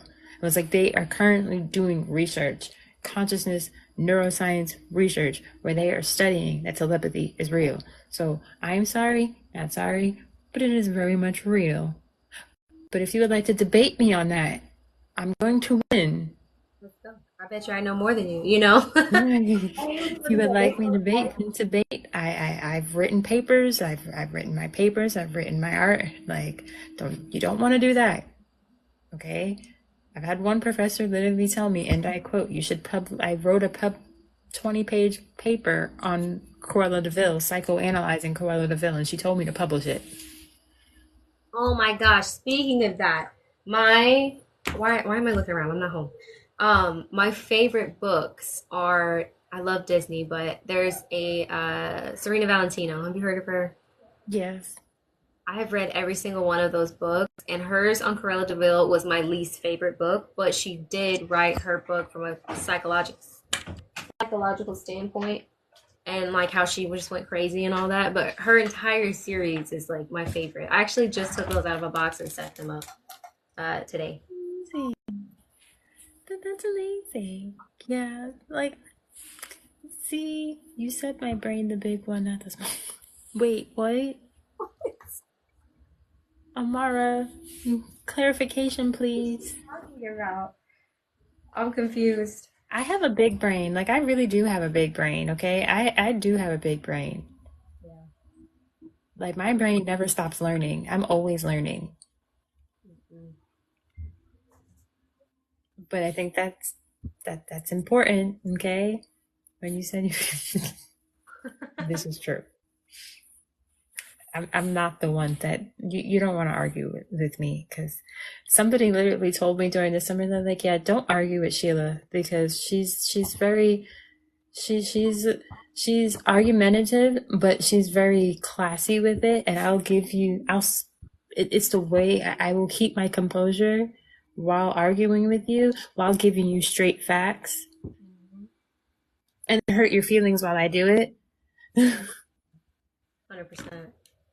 Yeah, people, yeah, people. Yep. I've had people learn the hard way. How many people on your end do you get that ask you about religion and manifestation? Whew. A lot. I have to tell them every day. I'm like, no, manifestation is science. I have my science degree. Like this is frequencies. This is brain waves. This is all of this stuff. What does who I believe in? Where is that? Where does that come in? Like It, I have a lot, and the crazy part is I'm like I'm first of all I'm not religious. Like I'm not religious. Second of all, I'm an omnist. Um, for omnist is basically the opposite of an atheist. So I'm an omnist. I love finding the truth in all religions, but because of my degree and the fact that I'm studying neuroscience, the science bridges the gap between the spiritual and the science. And what I've learned in school is that literally science is catching up to the manifesting. They're catching up to the spiritual. You cannot have one without the other. You need both. They go hand in hand. mm-hmm. I just tell them, well, their biggest argument on my end is, well, when you say ask the universe, which God are you talking about? I'm like, I'm not talking about a God. I'm talking about you. You yourself are the universe, your higher self. You are talking to yourself, your energy. You have an energy that's all the way up here, and you're down here. You're trying to figure out how to get here. So, of course, you're going to ask yourself, how do I get up there? It has nothing to do with who you believe in, gods, all of that. And I'm like, when are y'all going to separate the two to an extent and They realize that? learn how to separate the two, but I don't think they know how to separate the two. No, because they're not taught to. They're taught that any higher power outside of their power that they believe in is wrong. And you're going to be doomed for all of eternity if you are open minded, is what I believe. Yeah, but you're But not gonna be doomed. I don't feel like you're gonna be doomed. I don't feel like you're gonna be condemned for thinking outside the box and thinking outside.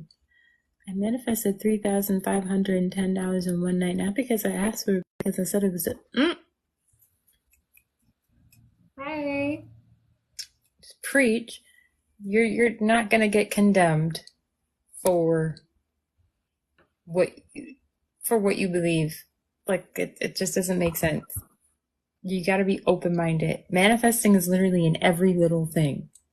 It's in the Bible. It's in the Quran. It's in this. It's in that. It's in everything.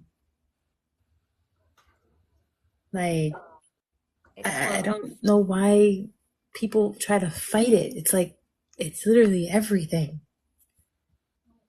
I just say, you know what? I don't have time to argue with closed-minded people today. I hope you expand. Really, Not in my yeah, conversation though. yeah. I hope you expand. But I like to. It's when I give them the witty, sarcastic response, and a response that they don't think that I was going to give them, and then when I give them a response that they don't think that I'm going to give them, that's when they're like, "Wait, she's not reacting. Like she's not. Wait." And then it makes them like there was one person who was trying to argue with me, and then because I didn't give them the response that they were looking for, or that they thought I was going to give them, they're like, oh, well, okay, I'm going to follow you now. Okay. Like, okay, I'm not going to follow you back, but okay. So it's like, it's so funny because like when people see that you're not reacting the way they want, they're like, okay, well, maybe we should, like, okay, I'm just going to learn. I'm going to sit back and learn. Yeah, like I don't have time to argue. So I'm gonna say what I need to say. I'm gonna shut it down, drop the mic, and then you're gonna go on about your business, and we're gonna move forward. Like, we're just gonna move forward. We're just gonna move forward. Feels like I'm behind the wheel of a fast car and I'm getting control of speed. That my friend yesterday actually told me a perspective that I didn't understand, and he said that he said that think of God or the universe or your higher self as the he or she is a billionaire or a millionaire. You know you can always go to it. You know you can always ask the questions. You know you can always ask for help. It's always there. You share a bank account with them. You share a bank account. You just don't ask for help. You only ask for help when you want something or when it's good. Gratitude, which is why gratitude is important. But you got to do it all the time, not just when the things are good. Congratulations on getting a new job. I'm so proud of you. Congrats. I thought you were a content creator. What are you talking about? That part. I don't know what she's talking about. I see Lisa. Lisa.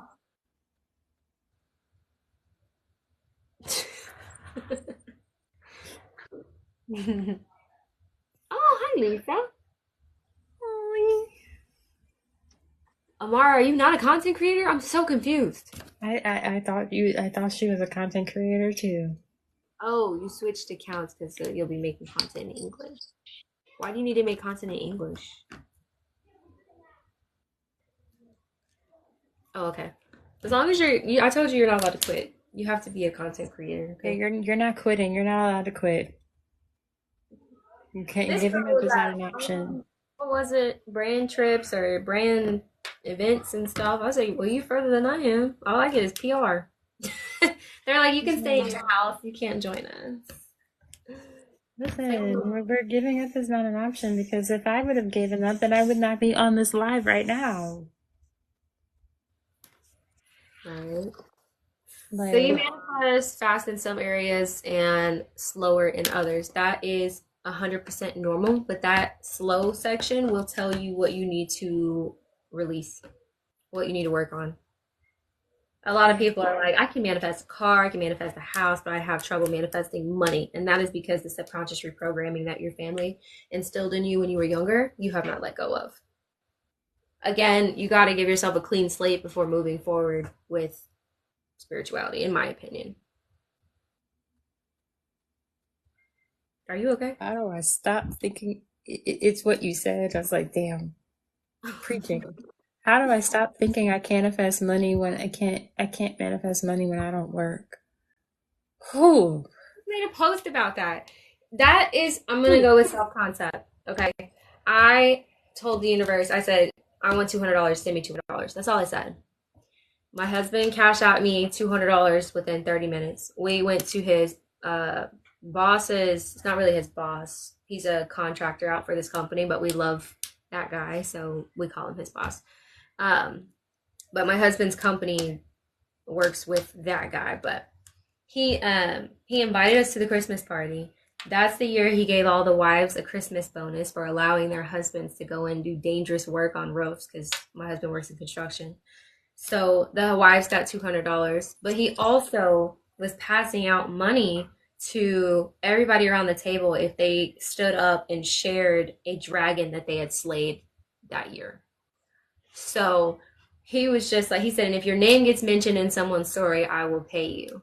And so he was just running around passing out $20 bills. So everybody was standing up saying, man, I love this dude. I love this dude. And, just getting everybody like an icebreaker. So I made $200 3 times in a row that had nothing to do with my job, nothing to do with what I did that day in my business. Granted, my business did make money, but it wasn't a flat $200. And I tell everybody, if you are manifesting a certain amount, don't give in for less or more. That's not what I asked for. Everybody's like, oh, I asked for $200 and I got 198. I guess that's good. If you keep accepting half-ass manifestations, the universe is going to half-ass continuously give you that shit. So I didn't ask for 198. I asked for 200. Thank you so much for sending me 200. You got 202. That's not what I asked for. I appreciate the $2, but we're going to go backwards. I asked you for 200. Please send me 200. Don't take more. Don't take less. What that does is trains your brain to be more on point with other things. So I asked for $200 and I got $200 exactly 3 separate times, and it has nothing to do with that. The moment that you detach, I need to do something to receive money, more abundance will flow to you. You don't have to work hard for money, and that is um, the number one ceiling or block, whatever you want to call it, that a lot of people have is our parents are like, no, unless you are bleeding at the fingers, you don't deserve money. My husband is still that way. He says I don't have a real job, and I'm like, I don't care. I'm making money. Either way. He's like, no, you need to be doing. I do labor. You need to do labor. I'm like, I don't want to work. I listen. Be someone else.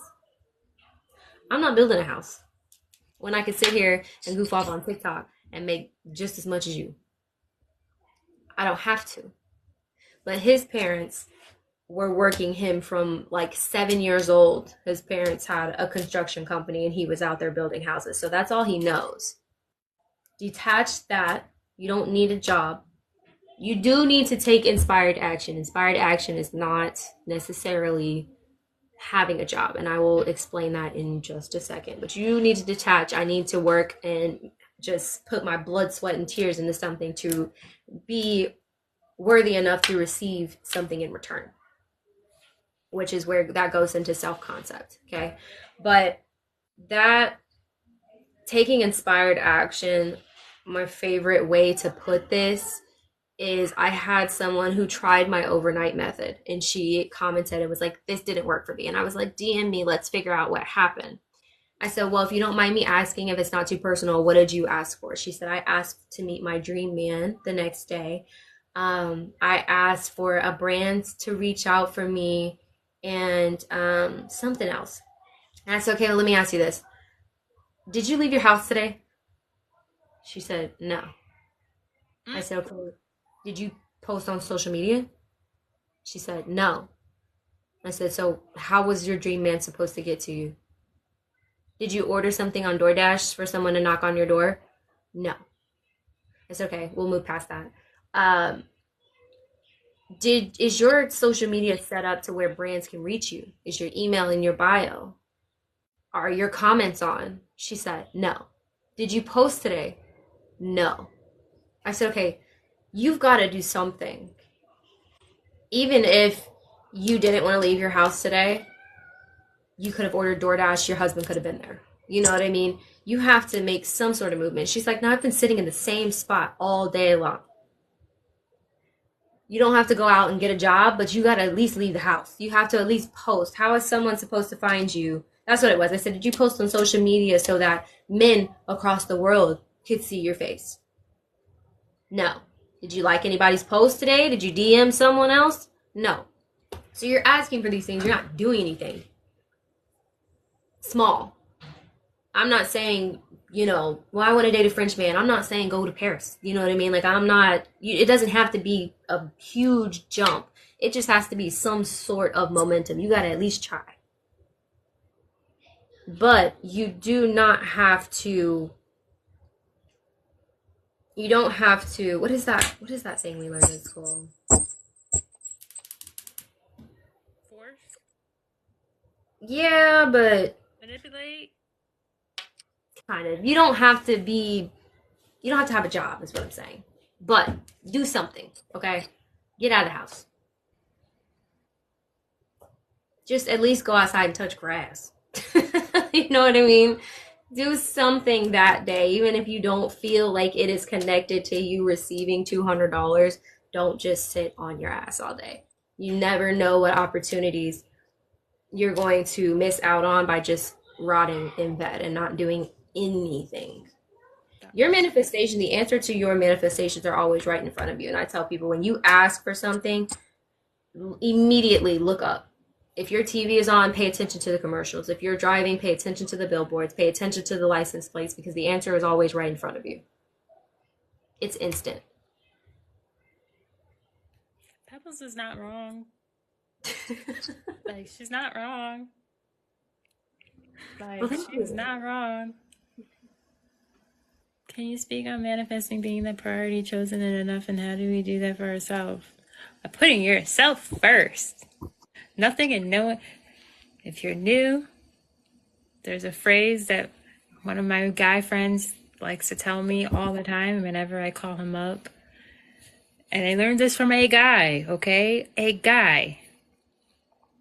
But for some reason, us women, we are still like, we still need to process this. Guys got this like clockwork. Go get it. He so said, and I quote, nothing is no one is more important than him, not even his kid. Sounds harsh. However, when you have that mantra in your head that nothing and no one is more important than you're you learn to start putting you first. Like everything else becomes non-existent because you are the priority. You are putting yourself first, and not like until you get yourself right. When you're putting yourself first, and you have that mantra playing in the back of your head, then the world has no choice but to put you first because you are. And a lot of wealthy people will tell you that they are their top priority. Their health is more important. Their job is more important. And they say, again, it sounds harsh, but I can't fill from an empty cup. My kids are better off. I'm a better parent the more I take care of myself. Also, you showing up for yourself is a good example for your children to show up for themselves. You have to set the example.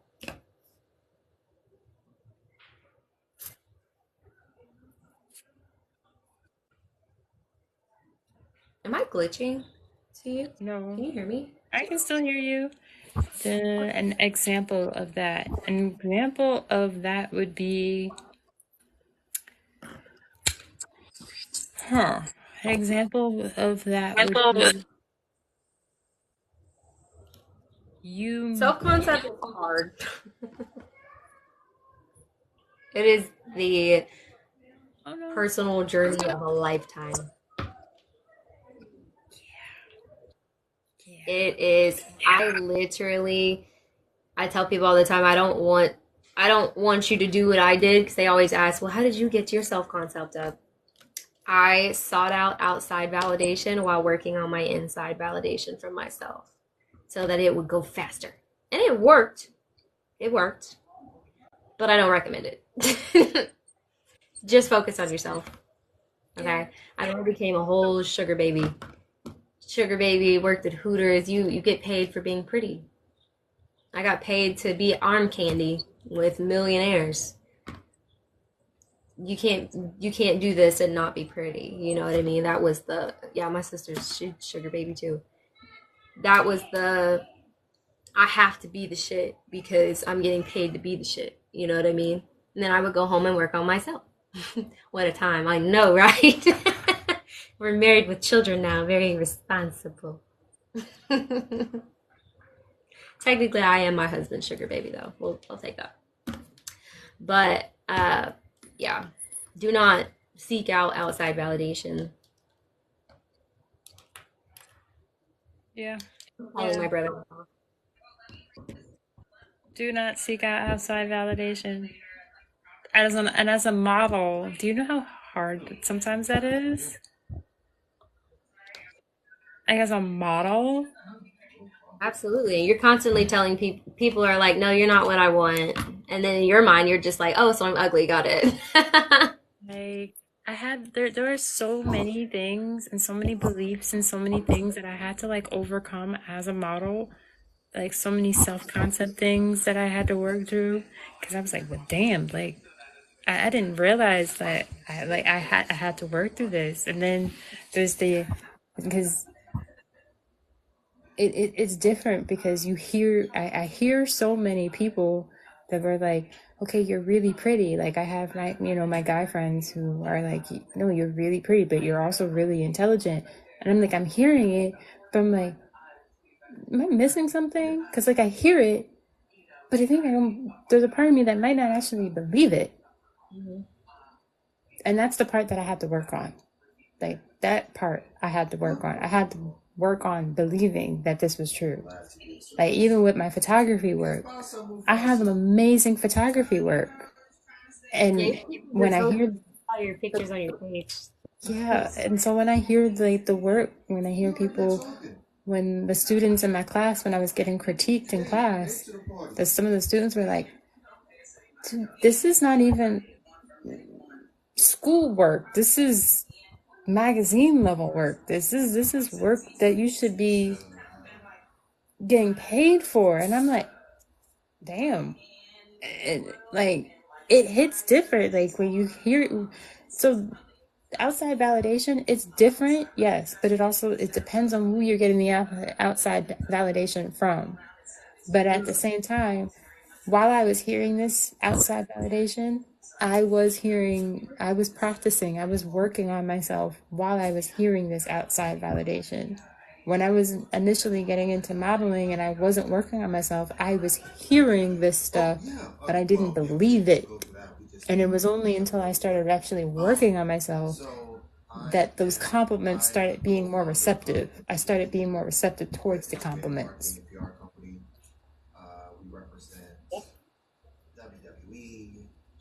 Amara, I just got that song out of my head. Thank you so much for bringing it back. Wait, what song? I always wanted a brother, the TikTok sound. Having a brother is ghetto. Absolutely. My brother just turned 13 and he's like 3 inches taller than me. I'm sad about it. Um, I feel like we missed another question. Amara, didn't you ask the questions? If you want to turn your life around, what would you guys recommend? Where would you begin? Body scan, 100%. Yeah. Also, I have a worksheet on my website, the top of my page. That is a block exploration worksheet. It's just a bunch of questions that you really sit there and you're like, oh, damn, maybe that's where I should start. When you say body scan, is it the same thing as the body scan for like meditation? Mm-hmm. Yeah, just Okay, get into a just meditation checking. state, and you can do a regular body scan, but I like to do mine with whatever I'm manifesting. So if you are talking about manifesting, what is off or irregular when you talk about the thing you're manifesting? So if it's manifesting money, if I tell you to manifest $1 million in an hour, what is off in your body? Okay, was it your heart start racing? Do you get this like pit in your stomach? Is it your third eye? Like what is it? And that'll give you a place to start. I need to heal this part of me. I need to see what's wrong. I need to write down every thought that comes up. I say manifest $1 million in an hour. Immediately, if you're like, girl, we can't do that, write it down. That kind of luck doesn't happen to us, write it down and work backwards. I like that. I didn't think about doing body scans like that. Mm-hmm. Because that's not the way that I was taught how to do a body scan. Yeah, I think body scans are usually just like chakras, right? Body scans they're usually chakras, but body scans are also it's usually when you're laying down and you have to go from your head down to feel the energy, to see what the sensation is and blah blah blah. Yeah, that. But I That, like the way that you just described body scans. keep doing it that way, but just add in your manifestations. Yeah, I like the way that is because that's helpful. That is super super super helpful. To me, it Uh, works there backwards. was a question. Best way to manifest sales in your business, especially when daily sales aren't reflecting your goal. Oh What's your goodness, that's you might be better equipped for answering that because I'm still working on that. I have a video in the playlist on my TikTok, Manifest Fast AF playlist. That is a 7-step process to manifesting a successful business. Um, you might try that. But figure out what your preferred manifestation technique is. If it's visualization, affirmation, scripting, all of those, and work from there. For me, it's like a mixture of all of them. But my favorite affirmation for that is to just hype myself up. Like when I'm in the mirror and I'm saying my daily affirmation, my self concept work, I add in, damn, I am so proud of you. You make 2,000 sales a day. Like you are that bitch. You do that. And then I say, I'm so happy and grateful that I make consistent 2,000 sales a day. Just find your number. And in that video, I will tell you to find your cutoff, your ceiling. Because for me, with 2,000 sales a day comes so many clients. And I still want that soft life that I can enjoy my babies. And I just had a baby, so I need a little bit less off of that. So I've been taking it easy on the 2,000 a day even. So find what number you can handle. If you have, especially if you have a product business, if you're just by yourself, you probably can't handle 2,000 sales a day because you probably only ship out on Fridays, and that's a lot of work for you weekly. So it's really about taking the time to figure out what you can control and what you're not going to overwhelm yourself with, because your body will be less likely to fight and argue about it if they think they can handle it. Huh. I tell my kids the things and they run with it. They come to me. I just said that. I tell Oliver everything. Oliver is the best manifester. Can you elaborate more on the work backwards part after receiving the money? What are we talking about? Body scans, work backwards, subconscious reprogramming. Um, Go to YouTube and look up subconscious reprogramming audios. Those are going to be your best free option. I don't offer those, but there are 100 people on TikTok who are telling you guys everything. So I use YouTube myself, YouTube University, for EFT tapping videos and frequencies and subconscious reprogramming audios. But just type in subconscious reprogramming audio for money, or I like the ones that whisper that you can do during, there's daytime and nighttime subconscious reprogramming. I do both, but mostly the daytime ones. You can listen to them while you're working. So it's like ocean light music, and then someone's whispering in the background. So they're talking directly to your subconscious because you're working and you're not really listening to what they're saying. So they're able to talk directly to your subconscious. But yeah, go to YouTube. How do you manage being able to work when you have disabilities that affect a lot? Oh, that's fun because I did that. I worked at Williams Sonoma. Got a work restriction because I couldn't stand. I, I'm healing my sprained ankle. I sprained my ankle going up the stairs, and also going down the stairs. But that's another. We're not going to get into that because we're revising that. But I couldn't stand on my ankle for long periods of time without it hurting. So I had gotten a work restriction at my job, and they made an accommodation for me. So that was very, very helpful. So I could still work and still maneuver. But I've been burnt out for years, and I work 2 hours a week. Ooh, that's a lot. Maybe instead of you wanting to work, maybe just focus on manifesting better health and also manifesting the money and not having to work. I'm so happy. If you do want to work, you could say an affirmation like, I'm so happy and grateful now that I have a job that not aligns with my disability, but what's a word I could use? Like we literally just talked about, like somebody literally just asked this question too. I can't think of the word right now. How do I manifest the money without working? Separate working and receiving money. Allow yourself to get paid in your sleep. That was one of the affirmations that helped me in my business. I get paid in my sleep. The less I work, the more money I make. The more I relax, the more money I make.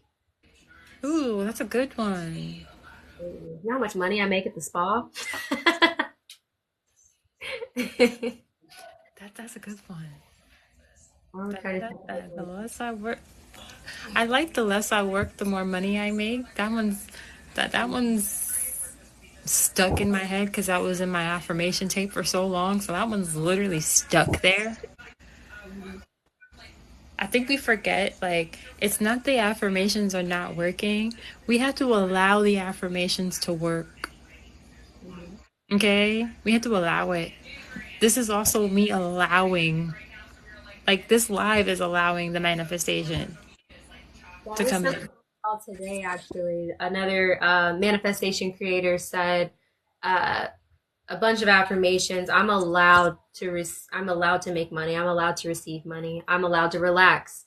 I'm allowed to do it, like just allowed in all of her affirmations. And I was like, dude, I needed to hear that. I'm allowed to relax because I have just been like spazzed out, just doing everything.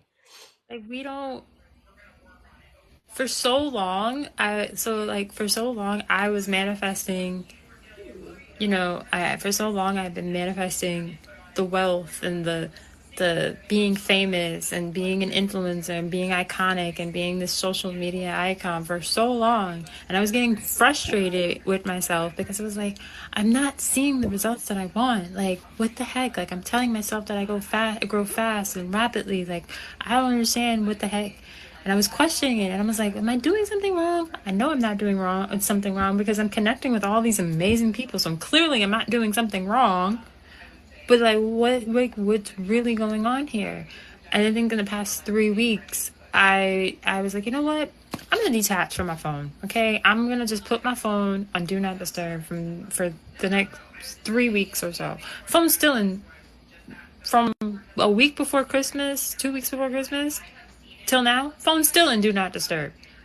I don't check my social media. I barely check my social media. I barely check my text messages. You can't really reach me. Lisa knows. She's like, you can reach me, but I'm only reached by people who I want to be reached by. But Love I say that. this all to say, when you have the little glasses, like when you have your glasses like down, you're not gonna see like the results. But it's only when you take off those glasses that you're like, oh, wait, okay, yeah, this is what I've been manifesting. Like, you're seeing it. And I Mhm. think the moment that I realize that I'm seeing it, even if I might, it might look like I'm getting the opposite. I'm not really getting the opposite because it's just setting me up for this. Mhm. The most of us, we give up because we see the opposite. We're like, oh, okay, it's not working. And we start questioning it, we start doubting it. And it's like, no, that's not the case. Like, we are getting what we want, but you have to change that perspective. You have to allow and trust that whatever you've been telling yourself, it's working. Instantly. It's already the moment you think about it before you can even get your words out, it's done. I wish Australia had the creator fund. Not, you really don't. I mean, it is insane. I've had 4 or 5 mega viral videos on TikTok within this last week, and they're only giving me like $135 for it so far. It's really not. I think my biggest check from TikTok was like $750. Damn. Yeah, it's not as like glamorous as everyone thinks. I make my money off of TikTok. TikTok is just like gas money. Yeah, TikTok is probably like, the way I see it is just like, just gotta, I think for me, I'm like, oh, wait, grateful. Like, I want to be grateful.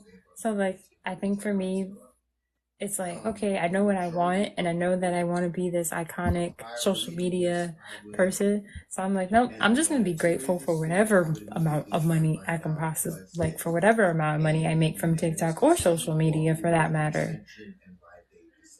I mean, I am grateful, but a lot of people are like, "This is how TikTok replaced my 9 to 5," and I'm like, it's either TikTok Shop or they're getting them to go to their stand store, but they're not saying that. Everybody's like, "Oh, it's the Creator Fund," and I'm like, it's really not. It's not the Creator Fund. Yeah, this is why people need to be more open and honest. Now, if you need an extra $100, go for it. Go viral on TikTok. It's totally worth it. What is the sheet that you mentioned? Pebs. Can I call you Pebs? Yes, you can call me Pebs, Amara. It's a block exploration worksheet at the top of my page. I also have the friend that I was talking about that I'm at their house right now. They're also a PR person, so they were helping me break down like what the heck I gotta do to maneuver to get brand deals. Mm-hmm. They were giving me step by step stuff. So I'm like, that's the Good. PR That's person. exciting. I got a PR person. I got a graphic designer on deck. Got my chat GPT. Like, you gotta start creating a team. Ironically, oh, okay. Yeah.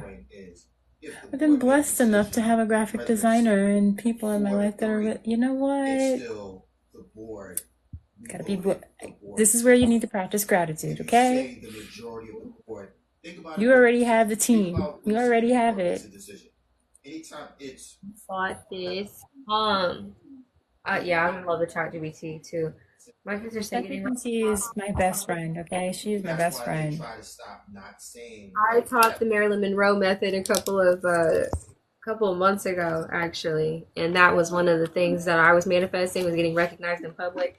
And then when it happened, I was like, "Oh, Jesus, okay." I'm Now it happens all probably, the time, and I'm okay with I'm it. probably gonna have a very interesting conversation with her tonight before I go to sleep and be like, so guess what I did today? And guess what happened today? I had a live with somebody, and she can be like, see, it's working. That's Hi, amazing. Tia. Tia loves you.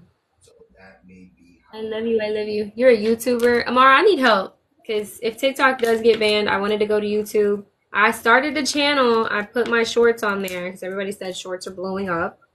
So I put my TikToks on the shorts part. But I don't know what y'all want from you know, long form content. So I'm confused as to what to post on there. I'm not really like the day in the life person or come You with me gotta to send me your YouTube so I can make sure to tag it when I upload the replays. It's YouTube. 'Cause I always tag whoever I did the collaboration live when I go and upload the replay. I think it's just Goddess Pebs. Okay. It's better to make money on Snapchat or Facebook. So Barbie, our other sister, Michaela, gets paid through Facebook. And we were talking about that the other day. And I was like, I don't have any luck on Facebook. I'm at 14K on Facebook and 20K on Snapchat. Yay. So do you get I'm paid? monetized on Facebook. I'm working on getting monetized on Snapchat. I have a few more things to work on. I'm like this close to getting rewarded. I have like 1.2K on Facebook for my personal, but I separated my personal from my work page because I didn't want that many people in my personal life. When I blew up on TikTok, I was like, oh, I made everything like private. Yeah. So everybody wouldn't be in my business. And even though they're in my business anyway. So I started a whole new Facebook account and it's just like, I think I have like 25 followers on there for my manifestation stuff. Yeah, I'm almost at that. Okay, I'm almost there. They literally just sent me a notification like yesterday, like the other day, saying you're close to getting rewarded on here. And I was like, oh, okay. What do I gotta do? Because I'm monetized on every app except for Snapchat.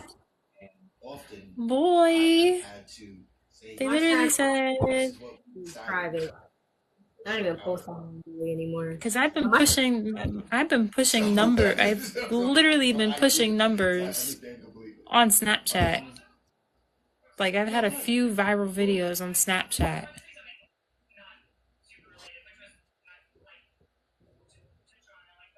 You think We people should do that would be amazing.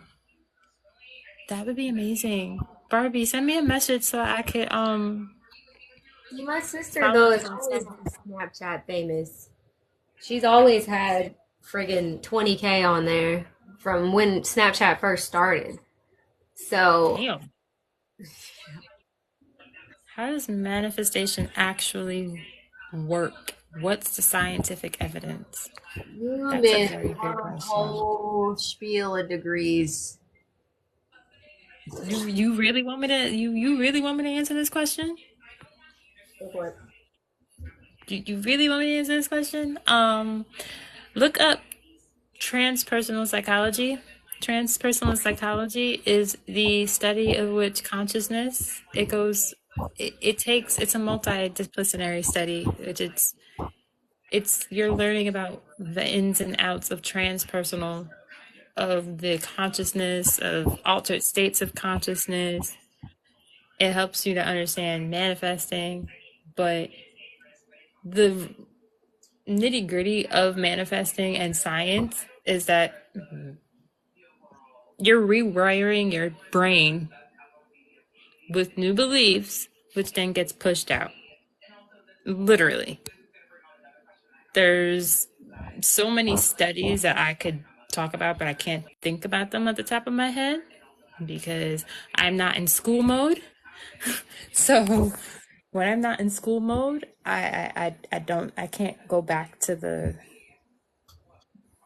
I can't think of the titles of the articles that I've read, but when you just type in manifesting in relation to science on Google and you put the scholarly article, you're going to find a ton of science articles that literally talk about this.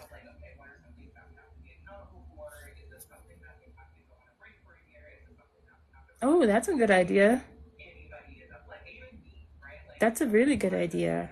You can do how to script and show them examples on YouTube or how you script on YouTube. That's a really good idea. Those videos do really well on YouTube. But like as shorts, right? Or are they full?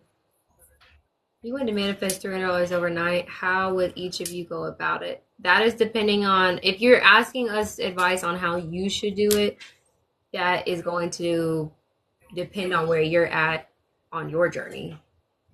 The two of us could probably manifest that before we went to bed tonight, but that's because I don't. Let me stop speaking for you. I've worked on myself, and it took a very long time in being just homeless and without a job and all of that stuff for me to really get a handle on that and like hone in and figure out what was wrong to where I could just be like, okay, let me do my overnight method and I'll have it in the morning. So unless you are at that point, if you are at that point, I would use my order to the universe method, which is on my page. It's just a right before you go to bed, you place an order with the universe like you are at McDonald's. You write it down, and then you, on your way to bed, you know, while you're drifting asleep and playing that movie in your head that most people do right before they actually go to sleep, you see yourself receiving that thing in the morning. But you can't do anything else. So if you haven't washed dishes or you have other things to do or you're still scrolling on TikTok, don't do it. Like it has to be the last thing. You're done writing and you go to bed. But I always write order to the universe at the top, and then I say I'll have the combo that comes with 10,000 followers and 2 brand deals in the morning. And then gratitude at the bottom. Thank you so much, universe, for always getting my order right and to me in a timely manner. I love coming here, and then go to bed. But that works again if you are at a certain point in your journey to where you believe that you can manifest overnight.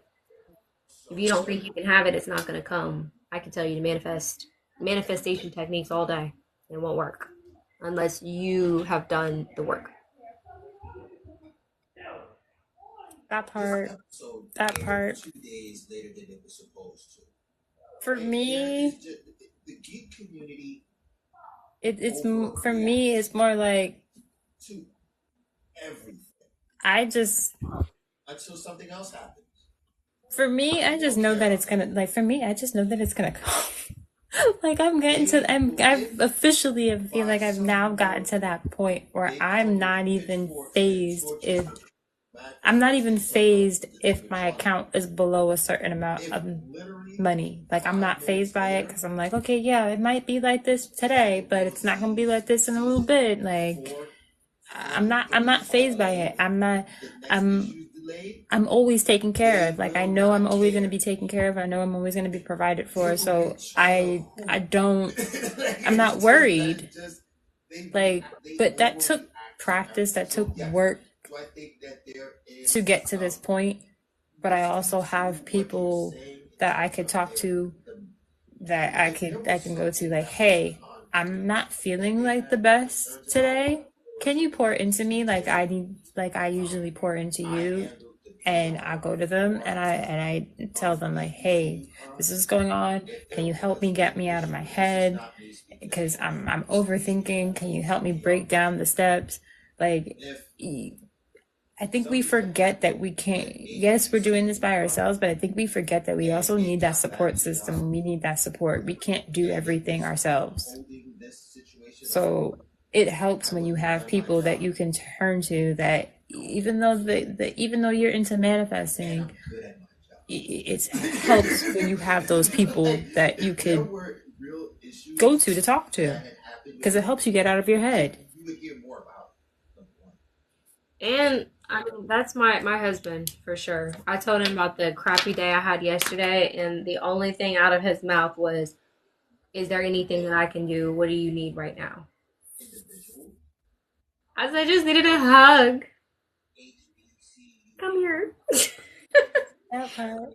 That's all you need. You just need those people to be there for you, and it's really important that you find your tribe for sure.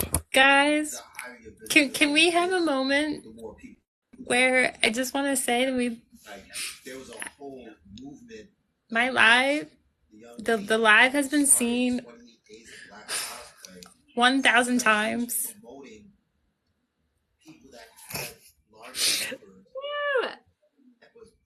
Like like I'm actually freaking crying. Hi. That's a big, when your manifestation comes in, it's a huge accomplishment. I'm so happy for you. Congratulations. That Thank you. I feel like this is like